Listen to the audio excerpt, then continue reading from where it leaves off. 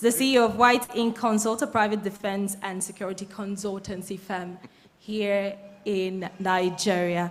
Thank you so much. A round of applause for my panelists once again. So like I said earlier, we're talking about ending kidnapping for ransom, and we're talking about the people, the politics, and the power structure. And the objective of this is how should the state navigate the complexities of the politics, people, and power in the kidnapping industry, and who are the key beneficiaries? That's the question that we will tend to answer at the course of this panel session. And then, should ransom policies be outlawed, as well as should we even start to negotiate?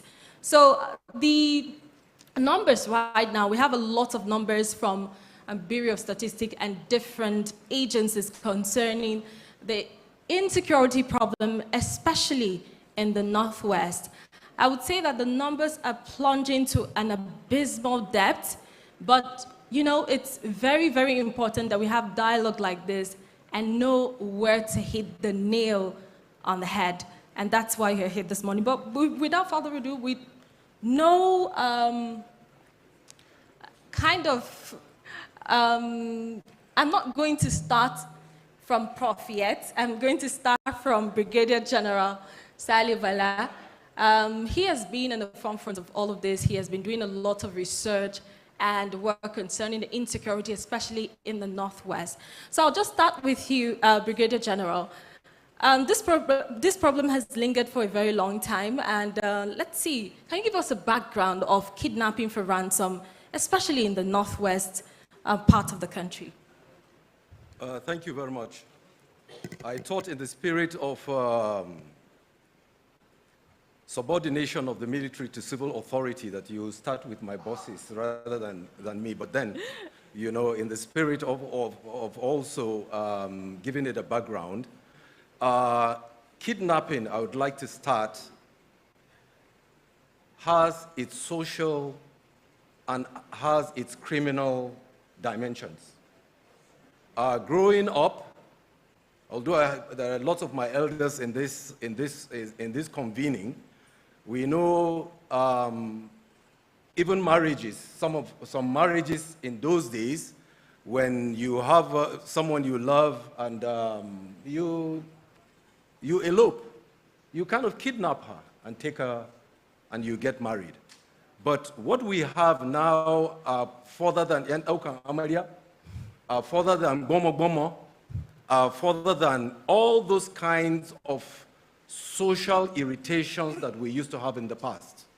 What we have now are copycats that have really, copycats from the days when in the Niger Delta there was a concentration of the kidnapping of oil workers and people who are making wealth out of them. What we have are kidnappings from criminal elements, because we really need to clarify this, that even if we have an insurgency, which is an act of war against the state, but with political ends, and that the dimension of kidnapping is to resource the war effort of the insurgents. But what we have now is the blatantness of criminals kidnapping innocent citizens in order just to make money. That's just about it. And it is abusing the weakness of the state. It is purely within the confines of the abuse of the weakness of the state that the state has not been able to effectively impose its power of coercion in order to protect citizens. This is the gap by which these criminal elements are hiding behind, otherwise, what they will profess as socio-political exclusion, to abuse the sanctity of other citizens. I don't know if I have established the conversation enough. Thank you, Brigadier General. Thank you very much for that. Now, let's come to Prof now. Prof has seen a lot, especially in the Northwest, and the insecurity that has plunged into an abysmal depth. Now, taking into cognizance the people, the structure, and also the politics, rather, and also the power structure, what are the underlying factors driving this prevalence of kidnapping for ransom in Nigeria, particularly in northwestern parts of the country?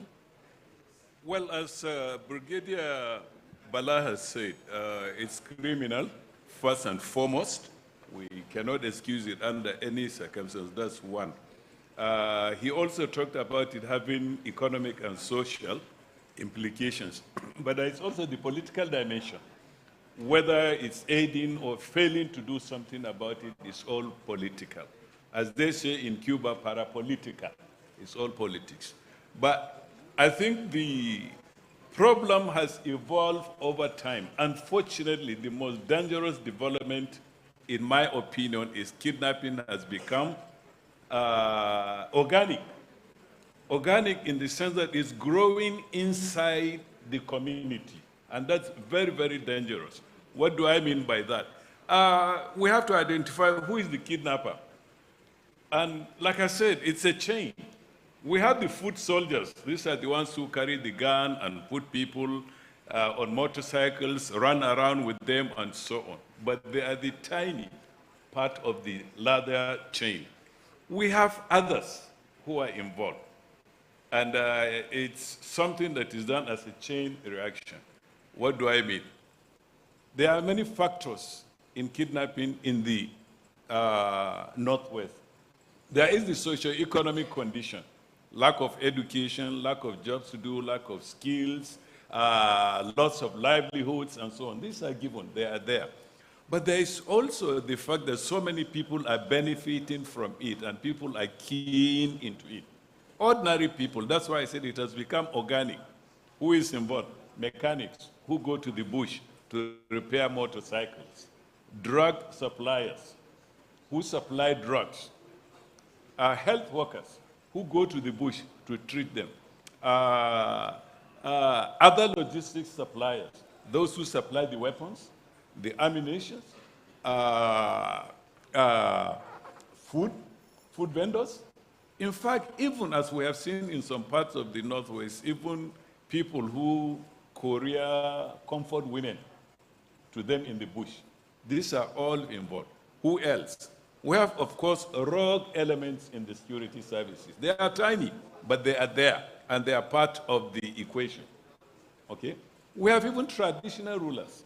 Only a few weeks ago, the executive governor of Katsina State came out to say they caught a village head who collected 700,000 naira to allow bandits into his community. I think they killed over 30 people. That you have to put it. In Sokoto State, I think a few months ago also, the NDLEA apprehended a village head again who was supplying drugs, not just to bandits, but he was a drug courier around. In other places, we have seen that happening. Again, in Sokoto State, one of the bandits that died in the hospital was ferried from the bush to a clinic in Mabera by a security agent. So it's something that has become a chain enterprise. So many people are making gains out of it. So that you look at not just the immediate, but the wider context in which this thing is taking place. There's a lot of money to be made. And so it used to be, I think the report of the former Inspector General of Police in Zamfara State was that as much as about 30 billion were paid as ransom. Now, if you put that into context, for bandits to squeeze that amount of money out of a state that is largely agrarian, it's like squeezing drinking water out of a towel. You know, you squeeze it. These are people who sell farms, people who sell their animals, people who sell their houses, and so on, just to give that. But what is it? It's lucrative for a number of people. And of course, I suspect, I have no evidence, but politicians can also organize. You know, this banditry kidnapping did not start with the banditry we have here. It started in the Niger Delta and so on, but it has now taken roots. And like I said, so many other people are benefiting from it. And you can say the food soldiers are just a tiny bit in the chain. So in short, I hope I have answered your question. So this is what the major problem is. It has become organic, so that you are living next to an informant. An informant could be any of the other people I have listed. Motor mechanics, real informants, couriers of arms, medical health service workers, who, because their salaries are not paid, or they steal government drugs and go to the bush to make a little buck, and so on. They are all involved. And that is what the most frightening dimension of it. I'm sure many of us here have seen the video clip yesterday of a lady traveling on Katsina State public transportation coming to Katsina State with arms in an ordinary, tied in her wrapper. But it's a huge amount of arms. So that's what makes it most problematic. Okay, Prof has been able to give... Okay, so... Hold.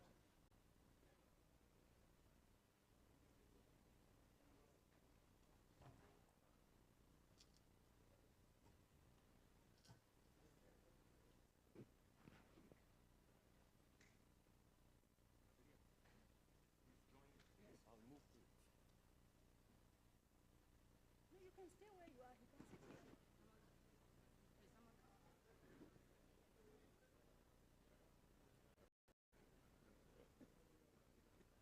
Protocol. Yeah.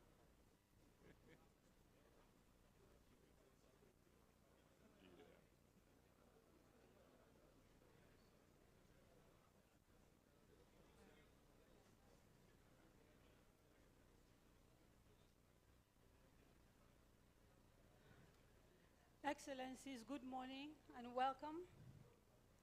Thank you so much for joining us again this morning. Excellency, Governor of Zamfara State, Dr. Dauda Lawal, this is your panel.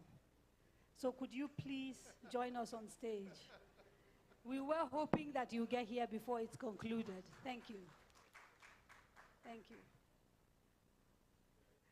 No, here's fine. There's a seat here for him. Is our sister, the Deputy Governor of Kaduna State. She's also supposed to be part of this panel. Yes, ma'am. Yes. Thank you very much. So, since we've been blessed with the presence of their excellencies, I have told Mardia that we will extend this panel a little bit longer so that that conversation is a little bit more robust. I've told her exactly how many more minutes she's got. Okay, my dear, please carry on. Thank you. Thank you very much. I'd like to stand on existing protocols. We'll start with the conversation. We already started with the conversation before Your Excellencies walked in, so we'll continue the conversation. And gracefully, I have 15 more minutes to end the conversation, and our panelists, since we have a complete panel for this session, and I would like to say thank you for that. Let's start. I was going to ask Mr. Tom Parker a question, about kidnapping for ransom, and a lot has to be done, and the international community, of course, that's why we're having these summits, Peace and Security Summit for the Northwest. Now, I'd like to ask what international best practices can be adopted to support Nigeria's effort in combating kidnapping for ransom? Thank you very much for the question. It's very relevant. I'd like to start, I think, by just building on what the Brigadier said. It's very, very important to start by understanding the problem and being very careful not to conflate banditry and terrorism. We often refer to kidnapping for ransom as the nexus crime because it is a way of raising money and funds very quickly. So it is a very attractive crime for terrorist groups, but that doesn't necessarily mean that in every instance, terrorist groups are involved. So that's the first point. I think it's very important to diagnose effectively exactly what the threat is. The second thing that I would say is impunity is your enemy. Crime is mostly driven by a cost-benefit analysis. Effectively, you are going to weigh up risk versus reward. If the rewards are big and the risk is small, then you're going to have a lot of crime. So ensuring that there is an effective law enforcement response to criminality is really, really important. And I'm thrilled that you asked us about international best practice, because I represent the Office of the United Nations Office on Drugs and Crime. And in 2021, we actually prepared a guidance manual on kidnap for ransom. And it is essentially a how-to guide for states on how to develop an effective response nationally to this kind of threat. I'll be honest, it's a very good publication, but it is probably not designed for the volume of threats that one has at the moment in Nigeria. But already Nigeria is involved in some of the good practices that we identify. We heard yesterday from the ONSA speaker that they have established a kidnap for ransom cell in ONSA, and establishing a single point of response is a very important part of that. But building out from that, you need to do the 4 Ps, which is prevention, preparedness, protection, and pursuit. So these are things that run the gamut of security operations, from community policing to community protection forces, the kind of initiatives that we've seen in the Northwest, making sure that communities have guards that can protect them from the predation of whether it is bandits or any other criminal group. But also follow-up investigations are incredibly important, as are setting up early warning systems and intelligence networks. So if you can get those kind of building blocks in place, you have the right tools to start trying to fight back against this kind of threat. But I'll be absolutely honest, the scale here is daunting. And I've not myself professionally come across this level of kidnap. It reminds me a little bit of Latin America in the 1980s and 1990s, but I think actually the scale here is even greater. So it is definitely a challenge. Thank you. Thank you very much. And you've raised a very, very curious kind of conversation now. I would like to turn to Dr. Aisha. A lot has happened, and people are wondering how this non-state actors think. You begin to wonder how someone could orchestrate something so devastating that affects the lives of many people in the society. Now, Dr. Aisha, give us a sense of what the psyche of the kidnappers as well as the victims, how it goes to affect the victims in various regions, particularly in the Northwest, where these numbers are plunging, and we need an answer as soon as possible. Take it away, Dr. Aisha. Good morning again, everyone. I will take us a bit away from the norm of what people always sit to discuss. These are kind of discussed that are not always done. These people are health in general. For me, it's not a science, it's a social science, because we deal with human beings, and these human beings are within the society. So it's a behavior in the society by this group of people. So these are people that have been in the society that all of us are, and they've created another society within that society. So they've done a lot, and they have adapted to it, because it's like a learning theory. They've learned to do it, so they have adapted to it, and they have their brains rewired to that. And because there's a reward system for what they do, they continue to do what they do, unabated.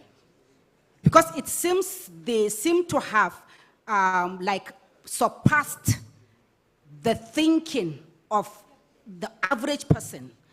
Because when you deal with people here now, we are all talking because we all talk at the same level. We understand what we are talking about. When you are talking about a group of people that do not even understand what you are talking about, and you are talking about them, then it means you are talking alone. Because these people are not acting at the level that all of us think.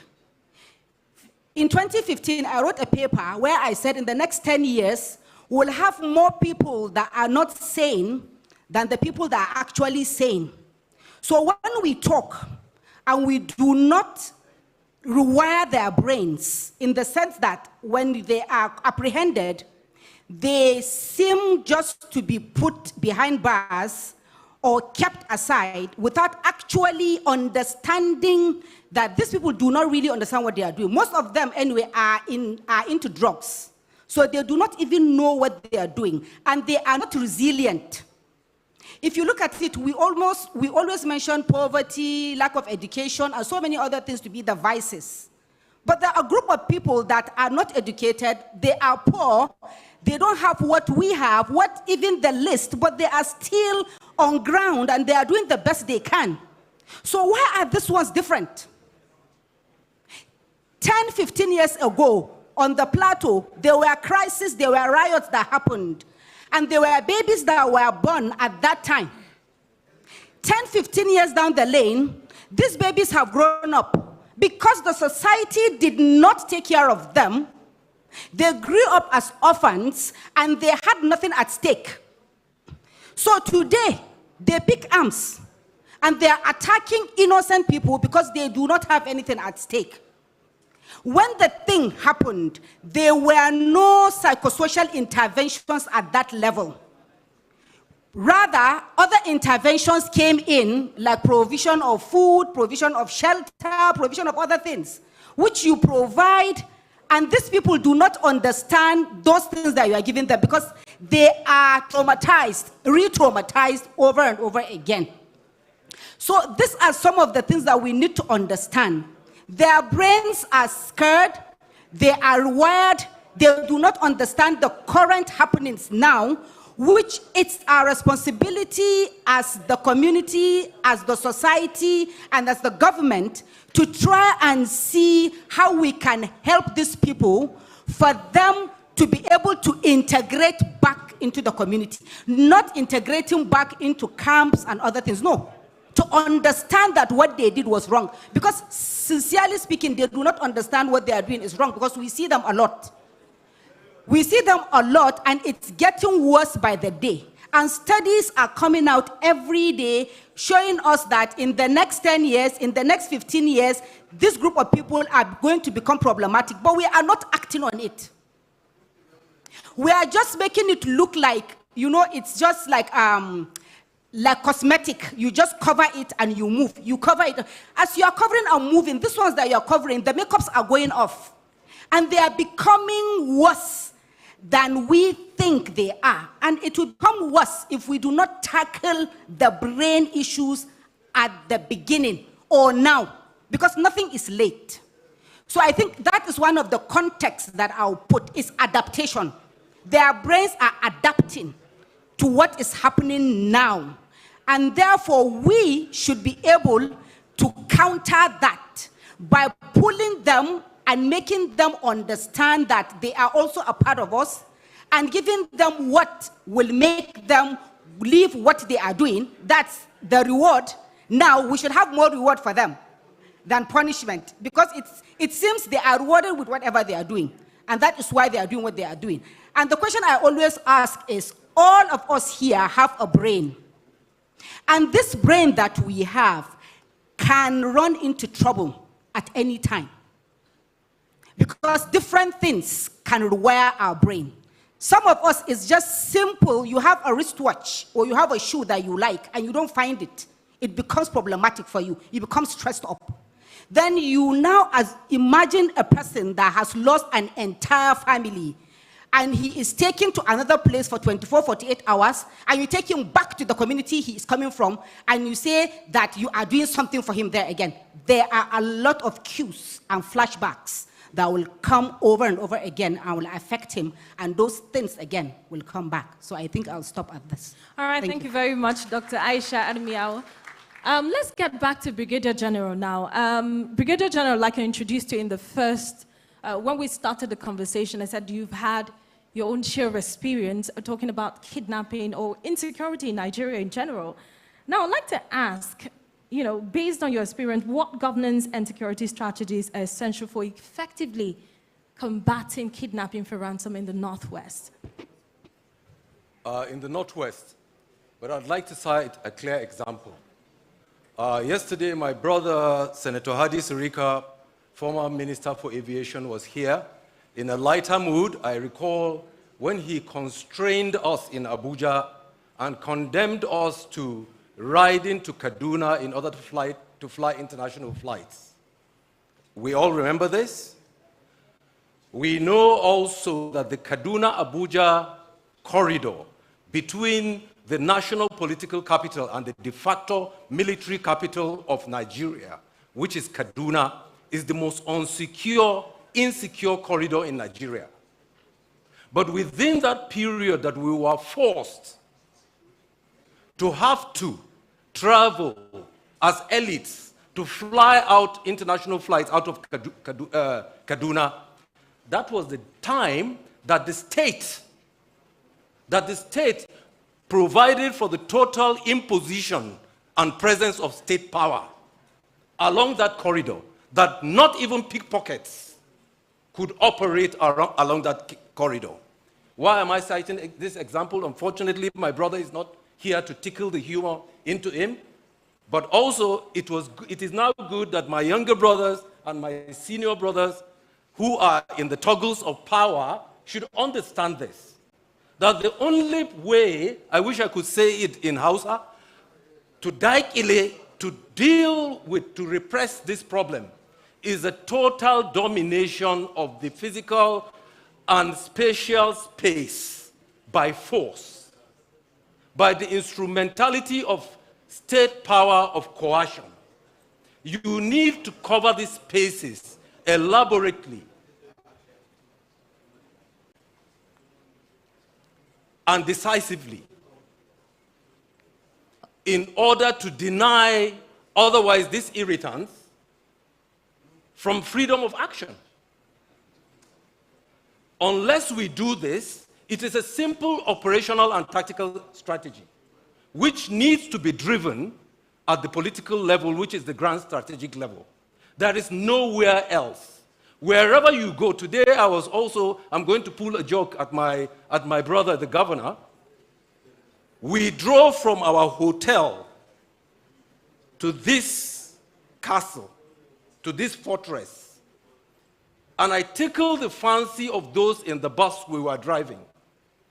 There wasn't one symbol of state presence to enforce, to secure us, except the Hilux vehicle with troops ostentatiously dressed and equipped to protect us from the vanguard and the rear guard. So in essence, this is what happens in the so-called ungoverned spaces. Well, governed spaces, you are talking largely. They are mostly spaces that are not occupied by the force of law. And we need to cascade law. You ask, why in Eastern Africa do we have forests, guards, whom as a tradition are recruited from the locality, they are armed, they are forest rangers, they occupy those spaces, they even have helicopters to keep check, and that brings the tourists. That also checks poaching of flora and fauna. So this links me to the idea of de-escalating policing to several levels. When we talk about police, we talk about my fathers in the black dress. Policing is simply the enforcement of law and order. I had an interview with Daily Trust earlier on, and the big thing when we say police, we would think it is IGP Agbeto Okun's boys that are the issue. No, there is hardly any state here that doesn't have a system of policing that enforces the law. But what happens is our policing is very elitist. I usually give this example. There was a young lady when I was working with the Minister for Interior that I was able to enable her employment into the Ministry of Interior. This young girl was working, was on course in Kano. She called of a 9-month course. Daddy, I said yes. I heard that they are doing foreign posting. So please, I would want you to engineer so that I will get foreign posting. She is not thinking of going to Kwangalam to do immigration work. And this is what happens on the senator's list, on the president's list, on General Bala's list, on governor's list. of people that we submit correctly to support our constituencies, they will rather work in Abuja. They will rather work in Apapa. They will rather work with our wives. They will rather serve us. But there is so much of the force that are really sworn to protect us, who are comfortable doing VIP duties. Brigadier General, please round up your thoughts. Good. Because we're running out of time. So bottom line, the point I am trying to make is the state has force. You will forgive me because I will really need to read out. I'm a realist when it comes to it. Realism is might is right. There are only two forces in the world, the sword and the spirit. In the long run, the sword may always be conquered, but you have to build the spirit. This is why the morale of our troops, they need better equipment, they need large deployments. You find 20 soldiers covering 100 kilometers in Hilux vehicles, not even in MRAPs. This is unacceptable, and this is why these irritants have the freedom of action and the audacity to ride in 100 motorcycles over 300 kilometers. Thank you very much, Brigadier General. Thank you. Just hold your thoughts there. Okay, now let's move to His Excellency, the Governor of Zamfara State. I'll start with the question that, when you talk about kidnapping for ransom, a lot of actors are involved. And when you want to talk about political will, is always the message that you get. We need political will to drive the force as a trajectory. Now, I would like to tell us, what kind of political will first from the governors in northern Nigeria, from the governors in northwest Nigeria, and of course, the kind of political will you need from, other politicians that are not even from the northwestern part of the country to tackle the problem of banditry and other multifaceted security problems that you're facing in Zamfara State. Thank you very much. What an interesting question. Let me start by saying that from day one, we made mistakes in terms of paying ransom to these bandits. Because really, there's no reason why ransom should be paid.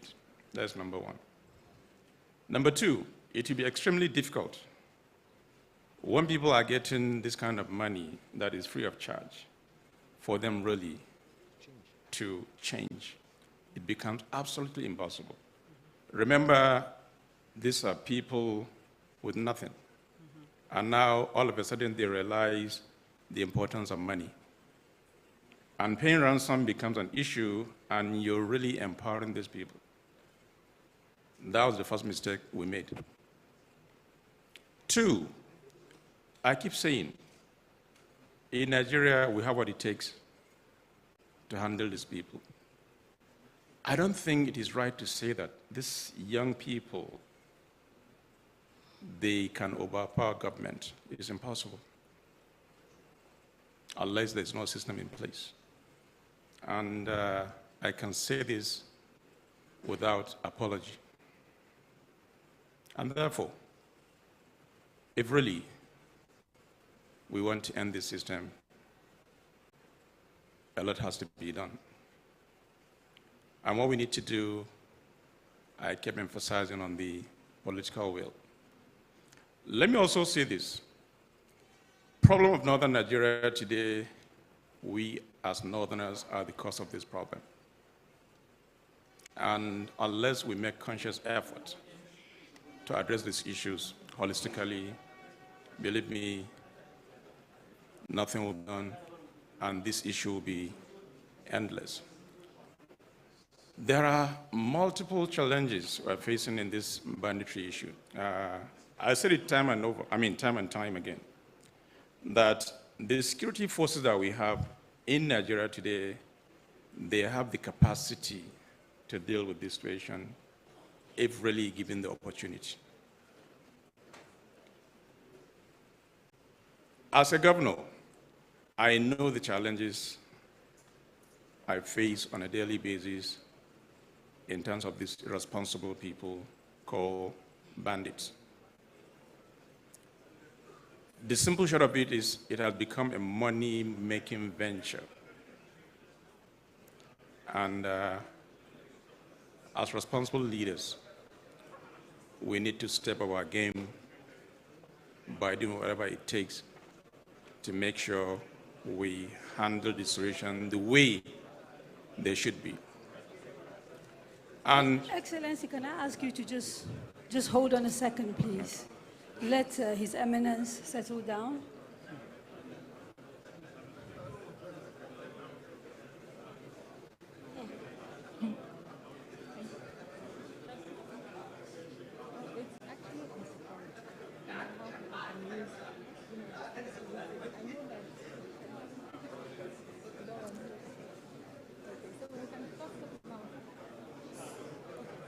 We are in the middle of a session, so I will really appreciate it if people can settle down as quickly as possible.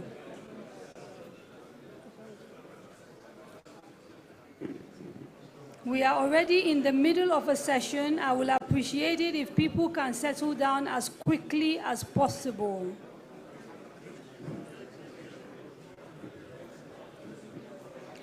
Can I please ask all the aides of the royal fathers to please exit as quickly as possible? the house up.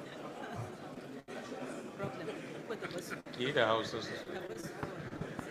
Dan Allah jama'a mun riga mun fara wannan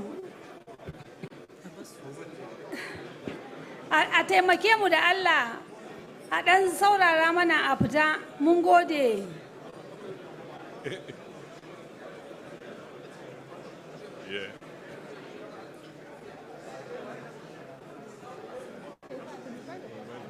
Can you imagine? Second row, can I get everybody in the second row to please sit down? Yeah, that's right.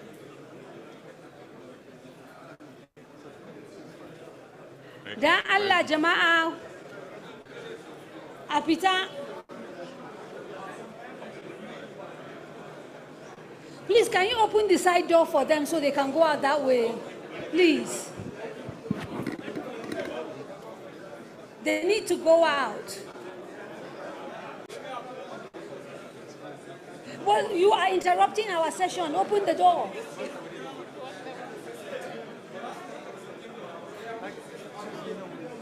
Su wuce ta nan.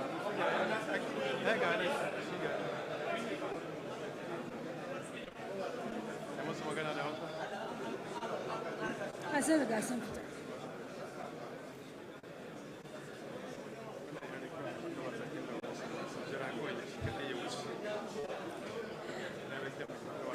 Da Allah wanda suka shigo da mai martaba sarkin daura su dan matsa mana kaɗan su bar shi ya zauna mu ci gaba da wannan abu.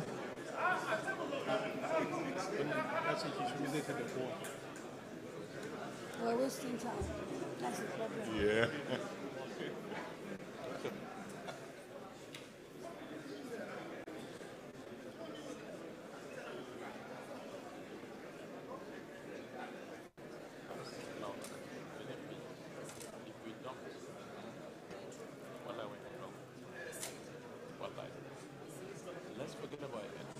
That's right.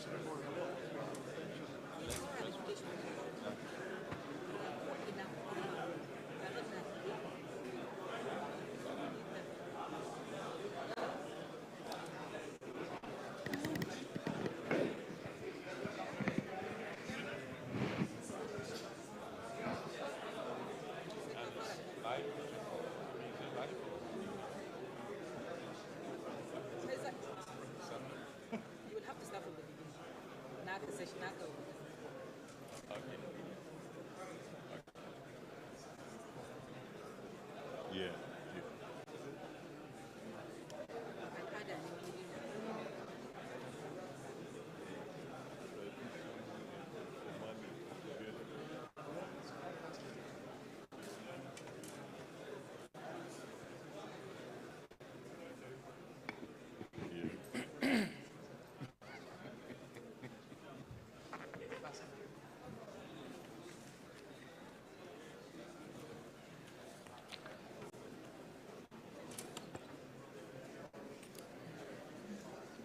Okay. Let me welcome the royal fathers, His Eminence the Sultan of Sokoto, and also the emirs of Daura, Katsina, and Kazauri. Welcome, royal fathers. And also the emir of Zazzau. We are talking about, the panel that we are talking about is ending kidnapping for ransom, the politics, people, and power structures. And I think, Mardia, you're going to have to take another 10 minutes because of the disruption. 15 minutes. Thank you very much. Okay, Thank you. Go ahead, please. All right, so we had the governor of Zamfara State making it start known to us. Please continue, sir. Okay, as I was saying, we made mistakes in the past by paying ransom to these people. As I said, these are people with nothing, no formal education, no exposure, no experience. All of a sudden, they realize the importance of money. And so long as we continue to pay ransom to these people, we will not get to the end of this problem. As I said earlier, the security system in Nigeria, or the security operatives, they have the capacity to handle and crush these people within no time. However, we're here as concerned leaders, as concerned northerners, and we must tell ourselves the truth, no matter how bitter it is. The reality is the issue of political will. Because as a nation, we have what it takes to deal with these guys decisively. There is no way you can convince me that a small number of people are more powerful than the government. It's absolutely impossible. Now, it is a major challenge for we northerners, especially northwestern Nigeria, because this is where the issues are. Let me use this opportunity to call upon we, the politicians. Let's allow the people that are supposed to handle this, our security operative, to do their job as they should. Otherwise, in a matter of time, all of us here in this room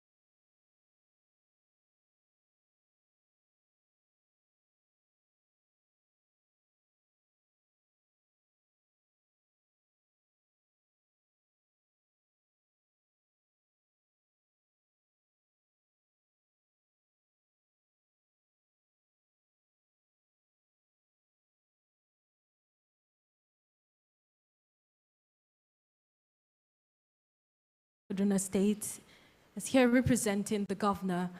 And when you look at the insecurity issues in Northwest, after Zamfara, maybe in the next place you'll be pointing fingers at where this has escalated, I wouldn't say beyond control, but to a very high level is Kaduna State, around the Igabi, Kajuru, and around this area we have problems of insecurity, not just banditry, but other multifaceted problems concerning insecurity. Now, in the center of it all, we have women who bear the brunt of it. And I want to ask, what's the place of women in ending banditry for ransom in the Northwest?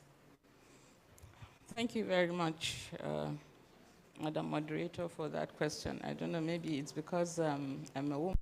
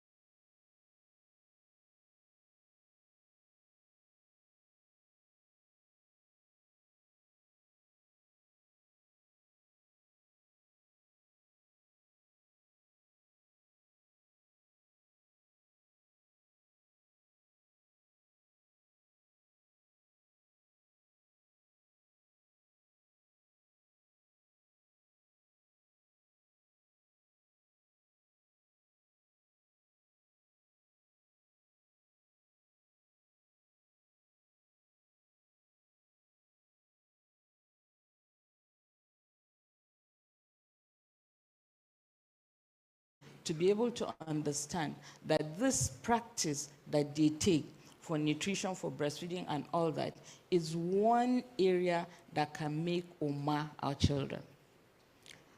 As I said, women are nurturers. And when you provide a woman with basic, information, she takes that information and puts it to good use. Women are in the forefront, especially when they understand things. They're in the forefront of providing education for their children. Schooling starts from the home, and it gets over to the school. Now, our women are the ones who encourage children to go to school. We've been talking about poverty, education as being precursors for insurgency. The women are really central to providing such education and such inculcating values, norms, and mores within our children. So they are really central to curbing insecurity once they understand that role. A woman is a very good conflict manager. She deals with that in the home every day. And I think that based on that role that she's been having, that she will be a very good conflict manager, even in areas where we have this insurgency and all. So a woman is really very, very important. And that when she has the chance to, and is being brought on board to provide, to manage conflicts, that you see that we will make a headway in resolving these issues of banditry. A lot of the things that I think we need to get women to do, but we're letting them out, of the whole game, is what I think is causing a lot of these things. I'll have to use the example of medicine. I'm in public health, and there's something that's called primordial prevention. And that is catching, or providing preventive measures at a very, very early age. And I think the Northwest should begin to talk about value reorientation for our women, value reorientation for our youth, and then we can make a difference.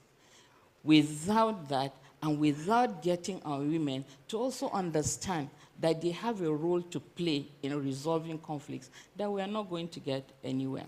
Most of the time, I think yesterday when the German ambassador was talking, he said we should look critically at providing a place or getting women on board to be in the resolution of these conflicts.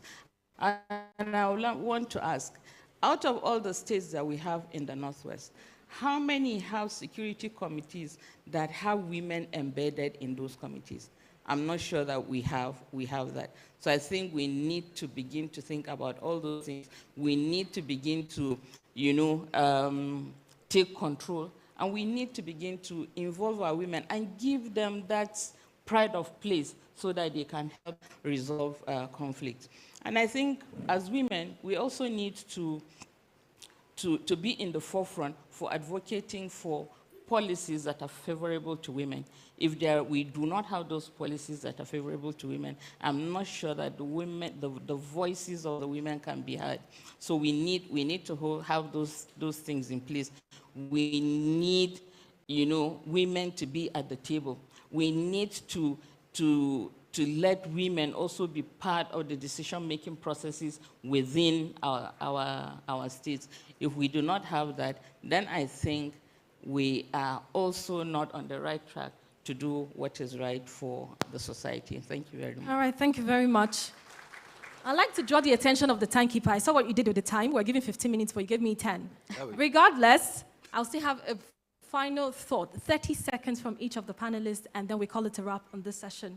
Is that okay? Moderator, chief moderator, if you give me a go-ahead, can I do that, please? Good to go. All right, thank you very much. All right, so from the extreme there, please, your final thought, 30 seconds, please. Yeah, quickly, I would like to really emphasize from a realist point of view that the force of the state, the coercive, suppressive force of the state must be brought to bear on our so-called unsecured spaces. But politically and principally, the citizens should be central to the thoughts of our political leaders. It is about their freedom. It is about our freedom of happiness. Freedom and happiness should be central to it. I really don't care about roundabouts. I don't care about flyovers. I want, like in my youth, then in the university, in the 80s, late 70s into the 80s, that I will leave Maiduguri at 9 p.m. and drive to ABU Zaria, to Amina Hall, and drive her to a party, and drive back to Maiduguri from an elite youth point of view. So if I cascade to the villages, what the citizens want to do is, the rains are coming, the call for Gaia has come from the little hamlets, relations will gather, they will go to the farm, till the soil in song and dance, Ashafura the Nono, and so in the days of harvest. And they can sleep outside. They don't really bother about your flyovers Brigadier and skyscrapers. General. So 30 basically, seconds. from a political point of view, and then from an operational and tactical force point of view, please resource our forces with the adequate equipment, capacitate them so that they are able to dominate this place. And remember, these soldiers and policemen are also human beings who are killed in hundreds every month, in tens every month, who have families and whose children might revert to these criminalities because they don't have father figures. Thank you Their very houses much, are Brigadier broken. General. Thank you. Please, the next person. I can't really see the person sitting close to the Brigadier General, but please go ahead. 30 seconds to round off your thoughts. You didn't see the governor? Your Excellency, yes. I can't see him, so. Well, thank you very much. I think the take-home here is that we realize we have issues as Northerners. That is one fundamental thing. Two, let us put our political differences. Let us look at the North. And as we speak now, we are the saviors of Northern Nigeria. We are the people that can do it. Nobody will come and do it for us. Finally, the problem of Northern Nigeria is we, the Northerners. Let us make conscious effort now to begin to expose those people who are anti-North within the Northerners. Thank you. Thank you very much. Thank you for keeping to 30 seconds. The next person, please. Thank you okay, Dr. Aisha, please go ahead. Thank you very much. I only have 3 points to wrap up. The first one is ourselves here. Most of us are stressed and they're psychologically drained. As leaders, some leaders get to us because they need help, because what they are going through is crazy. So they need help. So when you need help, seek for help. That's one. Put female, women, forefront in your peace-building network. Put them in front. They'll provide peace for you. Thirdly, in everything you do, remember that mental health, psychosocial needs should be incorporated in anything you do pertaining to security. Bring them in, because mental health is total health. There is no health without mental health. Even in Islam, if you are mentally not well, you can't lead. So please put this at your forefront and invite us and involve us in all your strategic thinking. Thank you. Thank you very much. Thank you. Mr. Parker? Thank your you. 2 cents. I think I would put a plea for supporting law enforcement. I think it's fundamentally important that we address the issue of impunity by empowering law enforcement to detect and prosecute these crimes. So that would be my big takeaway. I am going to take a personal moment to say I was in Iraq in 2003, and I deployed with the Coalition Provisional Authority with the most powerful military on the planet. One thing I learned in 2003 is power is not as much power as you think it is. And force is not quite as forceful as you think it is. So I would put a plea for looking at things like peace building as well and community engagement, because there is absolutely a place for hard power, no question about it. But it isn't the be-all and end-all. And working on building connections to communities, community support, creating opportunities for youth, that's such an important weapon in your arsenal as well. Thank you. Thank you very much. Prof, please go ahead. Thank you. I started in my contribution by saying the problem with the banditry is that it's, and kidnapping in particular, is now an organic problem. It has grown in the community with so many people involved, mechanics, village heads, bread suppliers, and everyone. So in order to deal with the problem, we have to identify who and who is involved, drug suppliers, and so on and so forth. So the whole idea is to empty the tank of water in which the fish is swimming. Why do we need to do that? Because, like Fano said, we are caught between mental illness and suicide, and we have to get out of that dilemma. Thank you very much. Thank you very much, Professor. Thank you very much. I think as my takeaway from here will be that as Northwest governors, let's make our tables longer and our walls shorter so that we can talk to each other and bring lasting solutions to the issue of insecurity in our region. Thank you very much. Thank you very much. A round of applause for all the panelists on this session.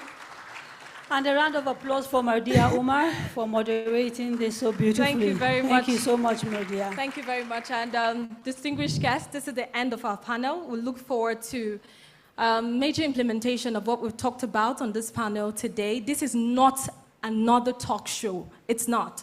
It's just to drive, the wheel, the political wheel, and also to be able to implement some of these take-homes that our panelists have been providing since yesterday, and will still provide on this day, on this stage, and in this country. Thank you very much. Thank you again. And while the panelists are making their way off the stage, please permit me to invite the former governor of Katsina State, His Excellency, Governor Shema, to give a few remarks, just 2 minutes, sir, because he has very I think, pertinent comments to make regarding the particular conversation that has been taking place. 2 minutes, and then we move on to the next panel. Thank you.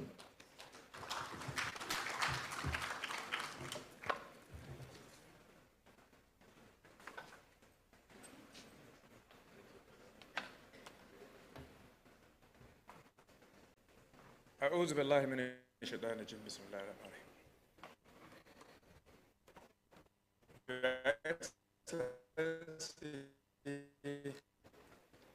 The executive governor of the state, of the West, the UNDP representative, the German ambassador, representative of the British High Commission, members of the diplomatic corps, and indeed our partners, international partners, and global friends.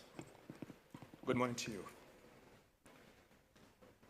Now, I want to make a very few set of comments, because I want us not to take away home, or whatever is discussed here, to take it away home, but to actually act at home on the issues and challenges northwestern Nigeria is facing. The northwestern Nigeria is an epicenter with opportunities for agricultural development. From the first day of January to the last day of December, you can tell the line in Northwest because it's summer all year round in Africa and in Nigeria, which means we can do independent agriculture and we can do irrigation. On top of that, we have abundance of human and soil mineral resources. They should be tapped enormously. The issue of building security and peace and development isn't an easy one. We are faced with multifarious challenges, and essentially because the methods we are adapting time over time have failed to produce the necessary result. Therefore, our traditional leaders, our community leaders, our governors in the Northwest region, and all leaders of thought and well-meaning Northerners and Nigerians must come together to fashion a way out of the security challenges we are facing. The security agencies are overstretched. Support them to help this nation and this region to get out of these problems. Youth unemployment poses a challenge. When you go to a community, a rural community in northern Nigeria, in Katsina that I know of, the farming community, which is always doing something, and leave those families with young boys and girls who are in the ages of 16, 17, 18, and 19. The same thing with the cattle rearer. The Fulani herdsman puts all his entire economic activity and life being to his cattle. And suddenly the cattle is carried away. And the youngsters who are looking forward to grow and inherit that economic aspect of their family's life suddenly find the NDLA has a very important role to play. Someone mentioned here very briefly that the question of you need more support, more arms, more financing, and more training. But it's not enough when you find rural community. When you find rural community getting engaged in these things, you find it difficult to get them out. So say that we should move from this composition to collective action in northwestern Nigeria. And I want to appeal to the governors of Northwest. You could draft a constitution. I don't know if you have one. Draft a constitution that will drive your activities collectively. Collective. The efforts must be collective. The program must be collective. And then we must be able to have parameters of action, define exactly how we want to move, when we want to move, and how far we have gone, and have a kind of feedback mechanism where we can always relate to each other and compare notes between the governors and the leaders of the region, so that where mistakes have been made, corrections have been effected. Where achievements have been recorded, the experiences can be shared. With this kind of cooperation, 4 to 8 years, you may not be able to wrap up all this thing, but if we have a system in place that whoever come after you can continue, that will be quite helpful to resolving this problem of insecurity in Northwest. So in summary, so that I don't take much more of your time, ladies and gentlemen, I want to thank you very much for the opportunity to talk about, just briefly about this thing. I wish I had more time, I would say more. Thank you, and thank you. That was His Excellency, the former governor of Katsina State. Please, another round of applause for him. And the panel, you can make your way off the stage now. Thank you so much. Thank you.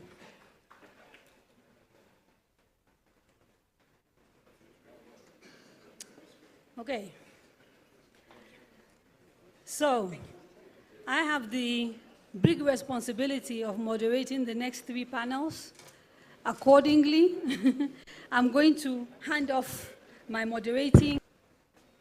Assalamu alaikum and good morning. I'm taking over the affairs of just this podium while my senior colleague, Kadri Ahmed, will be moderating the next sessions. So it is my pleasure to humbly introduce Kadri Ahmed as a Nigerian journalist, media entrepreneur, television host, and chief executive of Radio Now. And the panelists that will be joining her are going to speak on socio-economic development, advancing livelihoods, and food security for peace and resilience in governor, the chief host, and the chairman of the Northwest Governors Forum, Malam Diko Umar Rada, is also on this panel.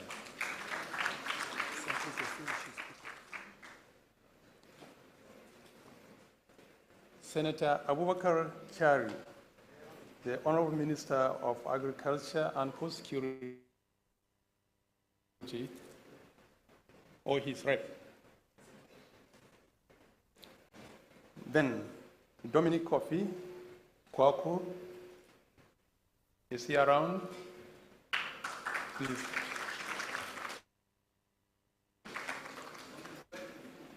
And then Nasreen Alamin, the founder and chief executive officer, director of Surge Africa. Is she around? Yes.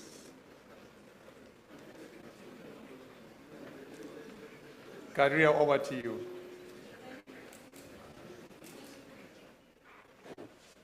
Thank you very much. I'm not going to take a lot of time to introduce the 2 excellencies because I think they are well known to everybody, but I think it's important that I introduce and the contribution they're going to be making to this panel. Dominic Kofi Kwaku is the Food and Agriculture Organization country representative for Nigeria. He's an agronomic engineer with over 18 years of experience in humanitarian resilience and development program management in several sectors, such as agriculture, water and sanitation, community development, peace, and emergency response. Thank you, Dominic, for joining us. I think your insights on food resilience are going to be really significant for this conversation. So thank you. Next to him is Nasreen Al-Amin. She's the founder and executive director of Surge Africa. She is an environmental sustainability practitioner with years of experience in climate development, policy, and the communication sectors. Thank you, Nasreen, for joining us. Now, according to the World Bank, the Northwest region is home to 4 of the 7 states in the country that are expected to be food insecure in 2024. Of course, food insecurity is exacerbated by environmental issues, including deforestation, desertification, lack of rainfall, lack of water, all of which have an impact in reshaping agriculture and productivity. And of course, the big elephant in the room, the issue of insecurity. So the region is facing major food shortages, and we're beginning to see acute malnutrition and impact on education, et cetera, et cetera. I want to start with Mr. Dominic. Can you give us, in a nutshell, what the impact of food insecurity is on people and communities? Because we keep talking about numbers, and I think it would be nice if we sort of humanize that problem to begin with. What does a lack of food do to a people and to a community? Okay, thank you very much, moderator, for giving me the floor. And before starting, I want, in the name of FAO, thank all this audience to be here and share the discussion about the food security. And I want to apologize in advance because with my French English, but as I come from Côte d'Ivoire, and you know, for the final of AFCOM, I don't want to come too deep in that. I can speak my broken English, but I'm very happy to sitting here and to share with all of you the insights and also bring livelihood and food security at the top of the discussion. And I'm very happy since yesterday during all the discussions that all of us, regarding the analysis, we all agree that to achieve peace and security and development, we should all of us put agriculture, agribusiness, agri-food system transformation at the top of the agenda. That is the analysis of the global context.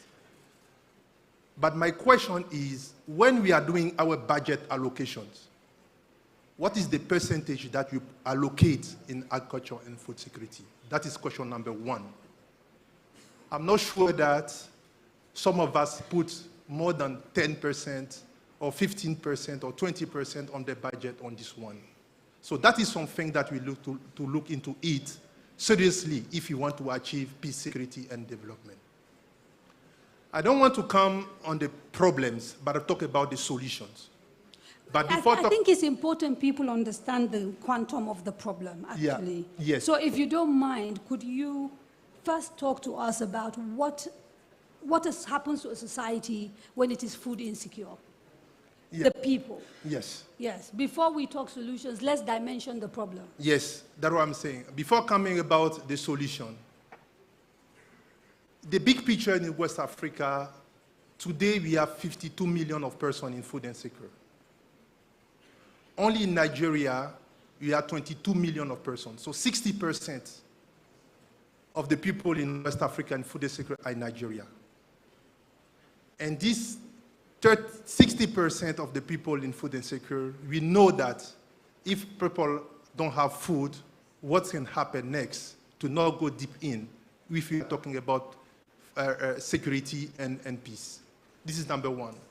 Number two, if I take Northwest, we have 11 million of people in Northwest in food insecure. But at the door of this 11 million, we have 25 million under pressure that if we don't do nothing, we'll have in total 36 million. So we are giving the root of 36 million of people to be at the other side in terms of be in different groups. So we need to focus our investment.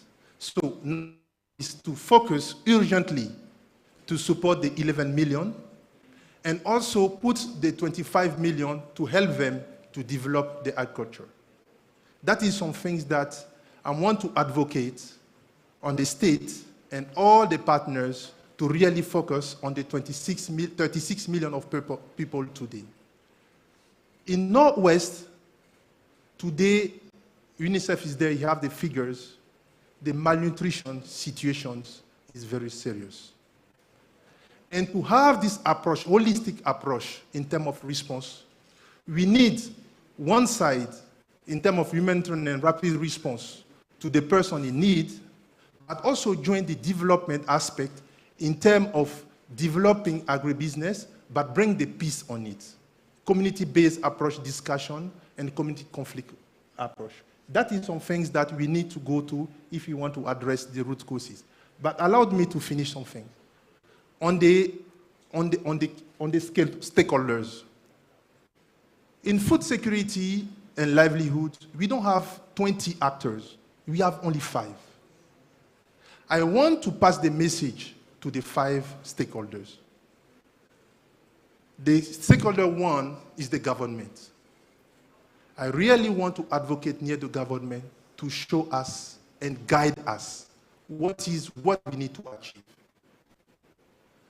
After that, we have the Research Institute, as ITA and all. We are ready to bring a very good seed to the people, to the farmers, to produce and work in terms of transformation. The private sectors, don't be afraid. Yes, the situation is difficult, but we see people who like you when he is in difficult and you come to help him. So we need the government, the state need to create a very good environment to allow the private sector to come here and support agricultural development. After that, I want to advocate near the finance institutions. We cannot scale up our intervention. We cannot do a big site of farm without fund, without assurance. And these are some things that mix in our sectors. So we need that. And last one is the farmers. Please, when you are doing your agricultural development, please put the farmers at the middle of the discussion. Because sometimes we forget them, completely forget them. So that is what we want. If you want to build together and build better, we need to put all of them to address the root causes of the food situation to avoid that the 36 million of persons now in Northwest going the other side and come with a gun and arms to attack us. Thank you very much. Thank you, Dominic. Nasreen, to take off from where he stopped, your expertise is in designing sustainable food systems. So looking at some of the challenges that Dominic has talked about and looking at the stakeholders in the way he sort of enumerated them, talk to us about practical ways, in which we can advance sustainable systems. And if you can, talk to us actually about real situations where you've worked and what has succeeded and what continues to be a challenge. Yeah, thank you so much for that. I actually wanted to pick points from some of the speakers. And, the former Governor Shetima mentioned that, hi everyone, good morning.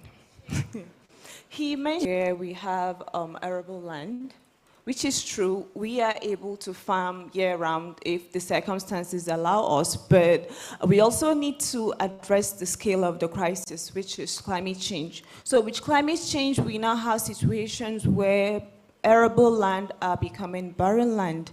And one of such situations is that in one of our interventions, we happened to travel to Yobe, which is a state going through lots of deforestation, forest degradation, and also desert encroachment. And we went into this village, and in this village, we had to drive about 2 hours to go into a very remote village. And what we found there is actually a community going through very crass deforestation, so much so that they're having to move about 30 to 50 kilometers every year because of barren land. So they move and they settle in one place, a community of about 150 people, and then the next year they have to move again because the Sahara is encroaching. And when situations like this happen, you find that people lose their source of livelihood. And that source of livelihood, the only source of livelihood they have is agriculture. And this is even what the retired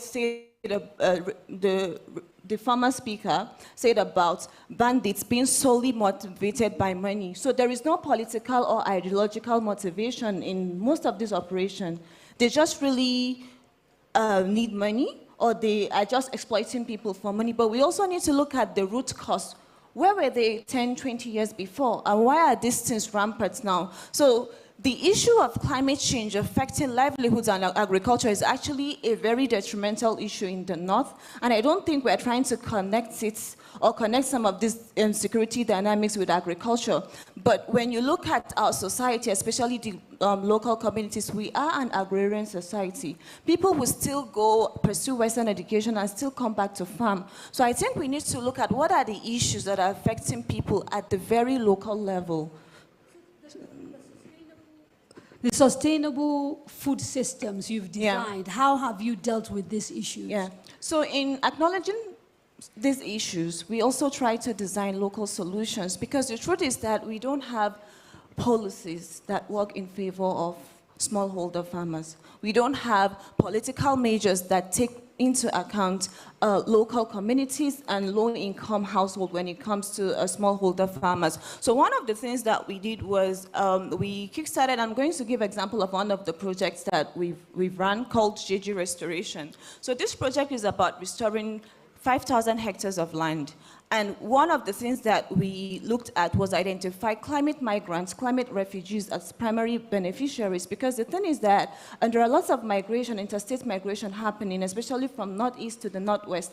But then when you look at the data, there is more insecurity in the northwest than the northeast currently, especially with the banditry situation.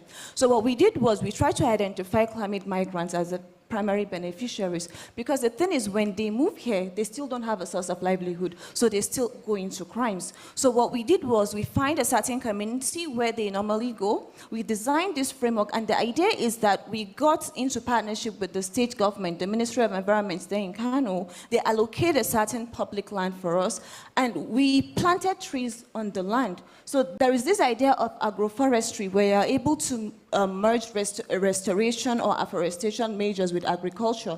So we hired these climate migrants. We gave them money to plant trees, them the land to grow, to do irrigation farming. So what happened was that it went from a couple of tens of beneficiaries to hundreds of farmers coming into us to say that they also want to do this in their own farm.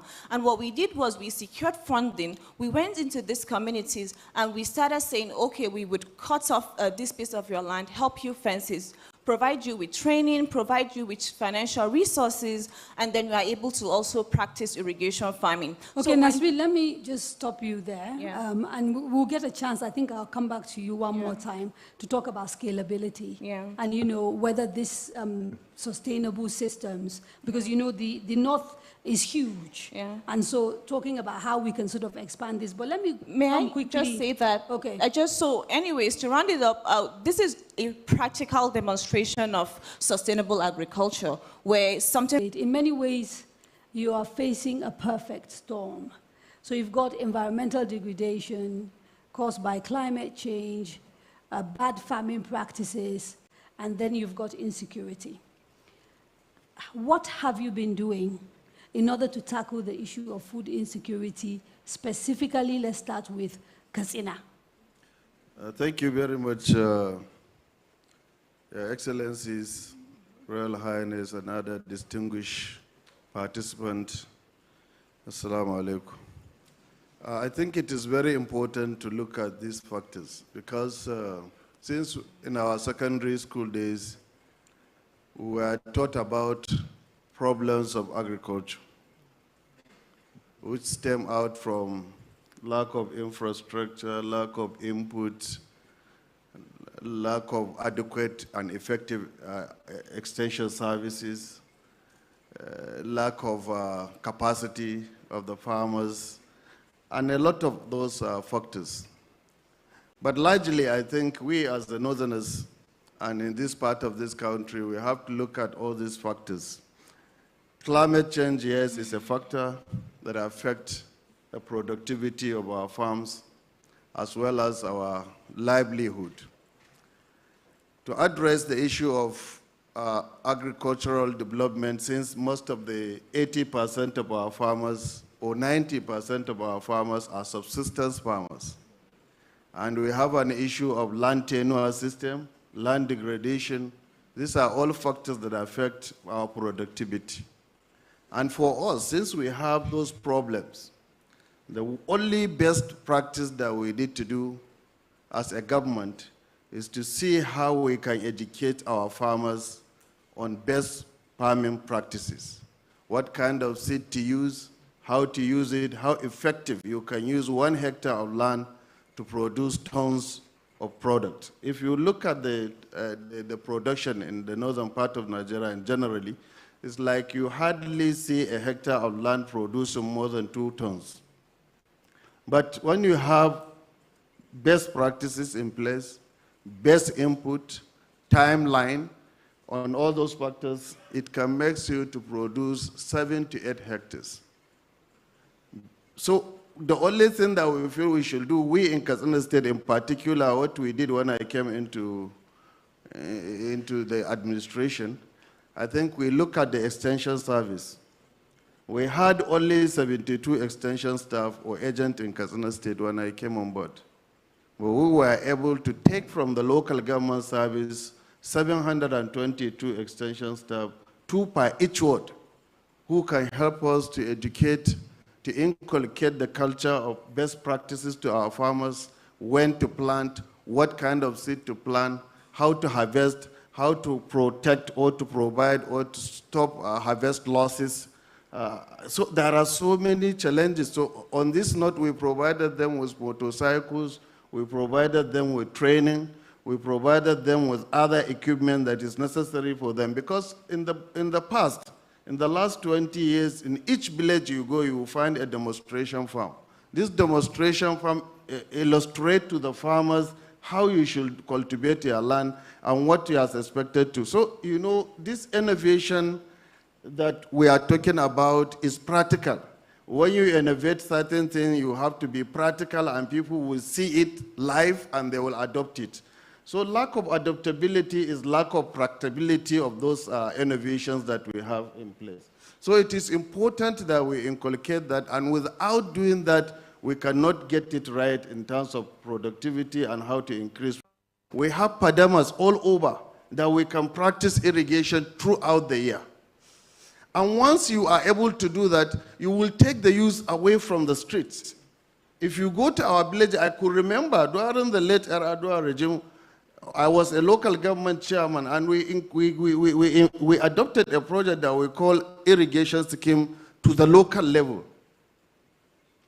At that level, I was in one village, and those people in that particular village, about 200 or 150 of them moved to Calabar, Lagos, to find ways of living during the dry season.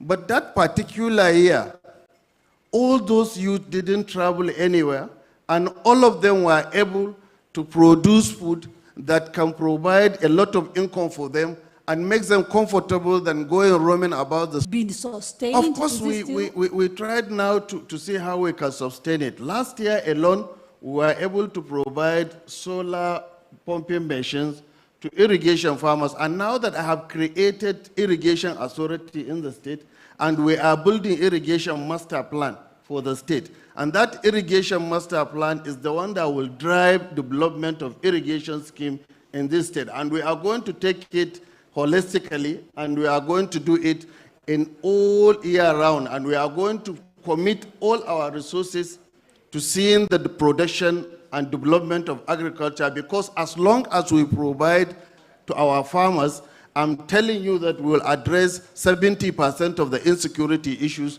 we'll address 70% of unemployment of our youth, and we'll address a lot of other issues, and you will see a better life and a better living condition of our people. Okay, before I move to, thank you, sir. The next, last question very quickly, because the issue of budget that Dominique raised is an important one. How much of Katsina State's government's budget goes on agriculture? I think I cannot give you the figure particularly, but I believe that we have over 10% of our budget that was devoted to agriculture. In fact, more than that, because we did a supplementary budget to support that. In fact, we spent 21 billion naira this year alone to buy fertilizer for our farmers. Very quick, thank you, sir. Very quick question, Dominique, and you need to make your answer short. Is 10% what you would normally recommend of a budget for agriculture, given the situation? No, I the think it Northwest is depends in? on the situation on ground because I was asking Dominic. What would be your recommendation to the governors sitting here if they are serious about tackling this issue? And please keep the answer short. Yes. Look at my clock. Yeah? According to the declaration of Malabo, all the government commits to put 10%. Right. But regarding the specific situation of Nigeria, who we have the most food insecure person in the entire world, I recommend that, I'm advocacy that they should increase the budget. And that depends on the capacity of the state. Thank you very much. Governor Namadi, you recently, not too long ago, launched a new agriculture policy. Talk to me specifically about the aspect of that policy that is targeting food security and how soon you expect to begin to see tangible outcomes and results from that policy. Thank you very much. Yes, recently we launched a new agricultural policy in Jigawa State. And the essence of launching the policy... Sasa, hold on. Can you guys please stop making noise? The guys at the door. You can't be having fights while we're having conversation. The essence is that we believe that agriculture is the mainstay of Jigawa State economy. And at the mainstay of Jigawa State economy, we need to have a roadmap on how we can pursue the agricultural transformation. And because of that, we revised agricultural policy to include our 12-point agenda, with the aspect of agriculture in the 12-point agenda, and also to include aspect of a comprehensive development framework of the state. So based on that, now the new policy has specifically talked about 4 different areas. 1, the supply of input and finance to the farmers.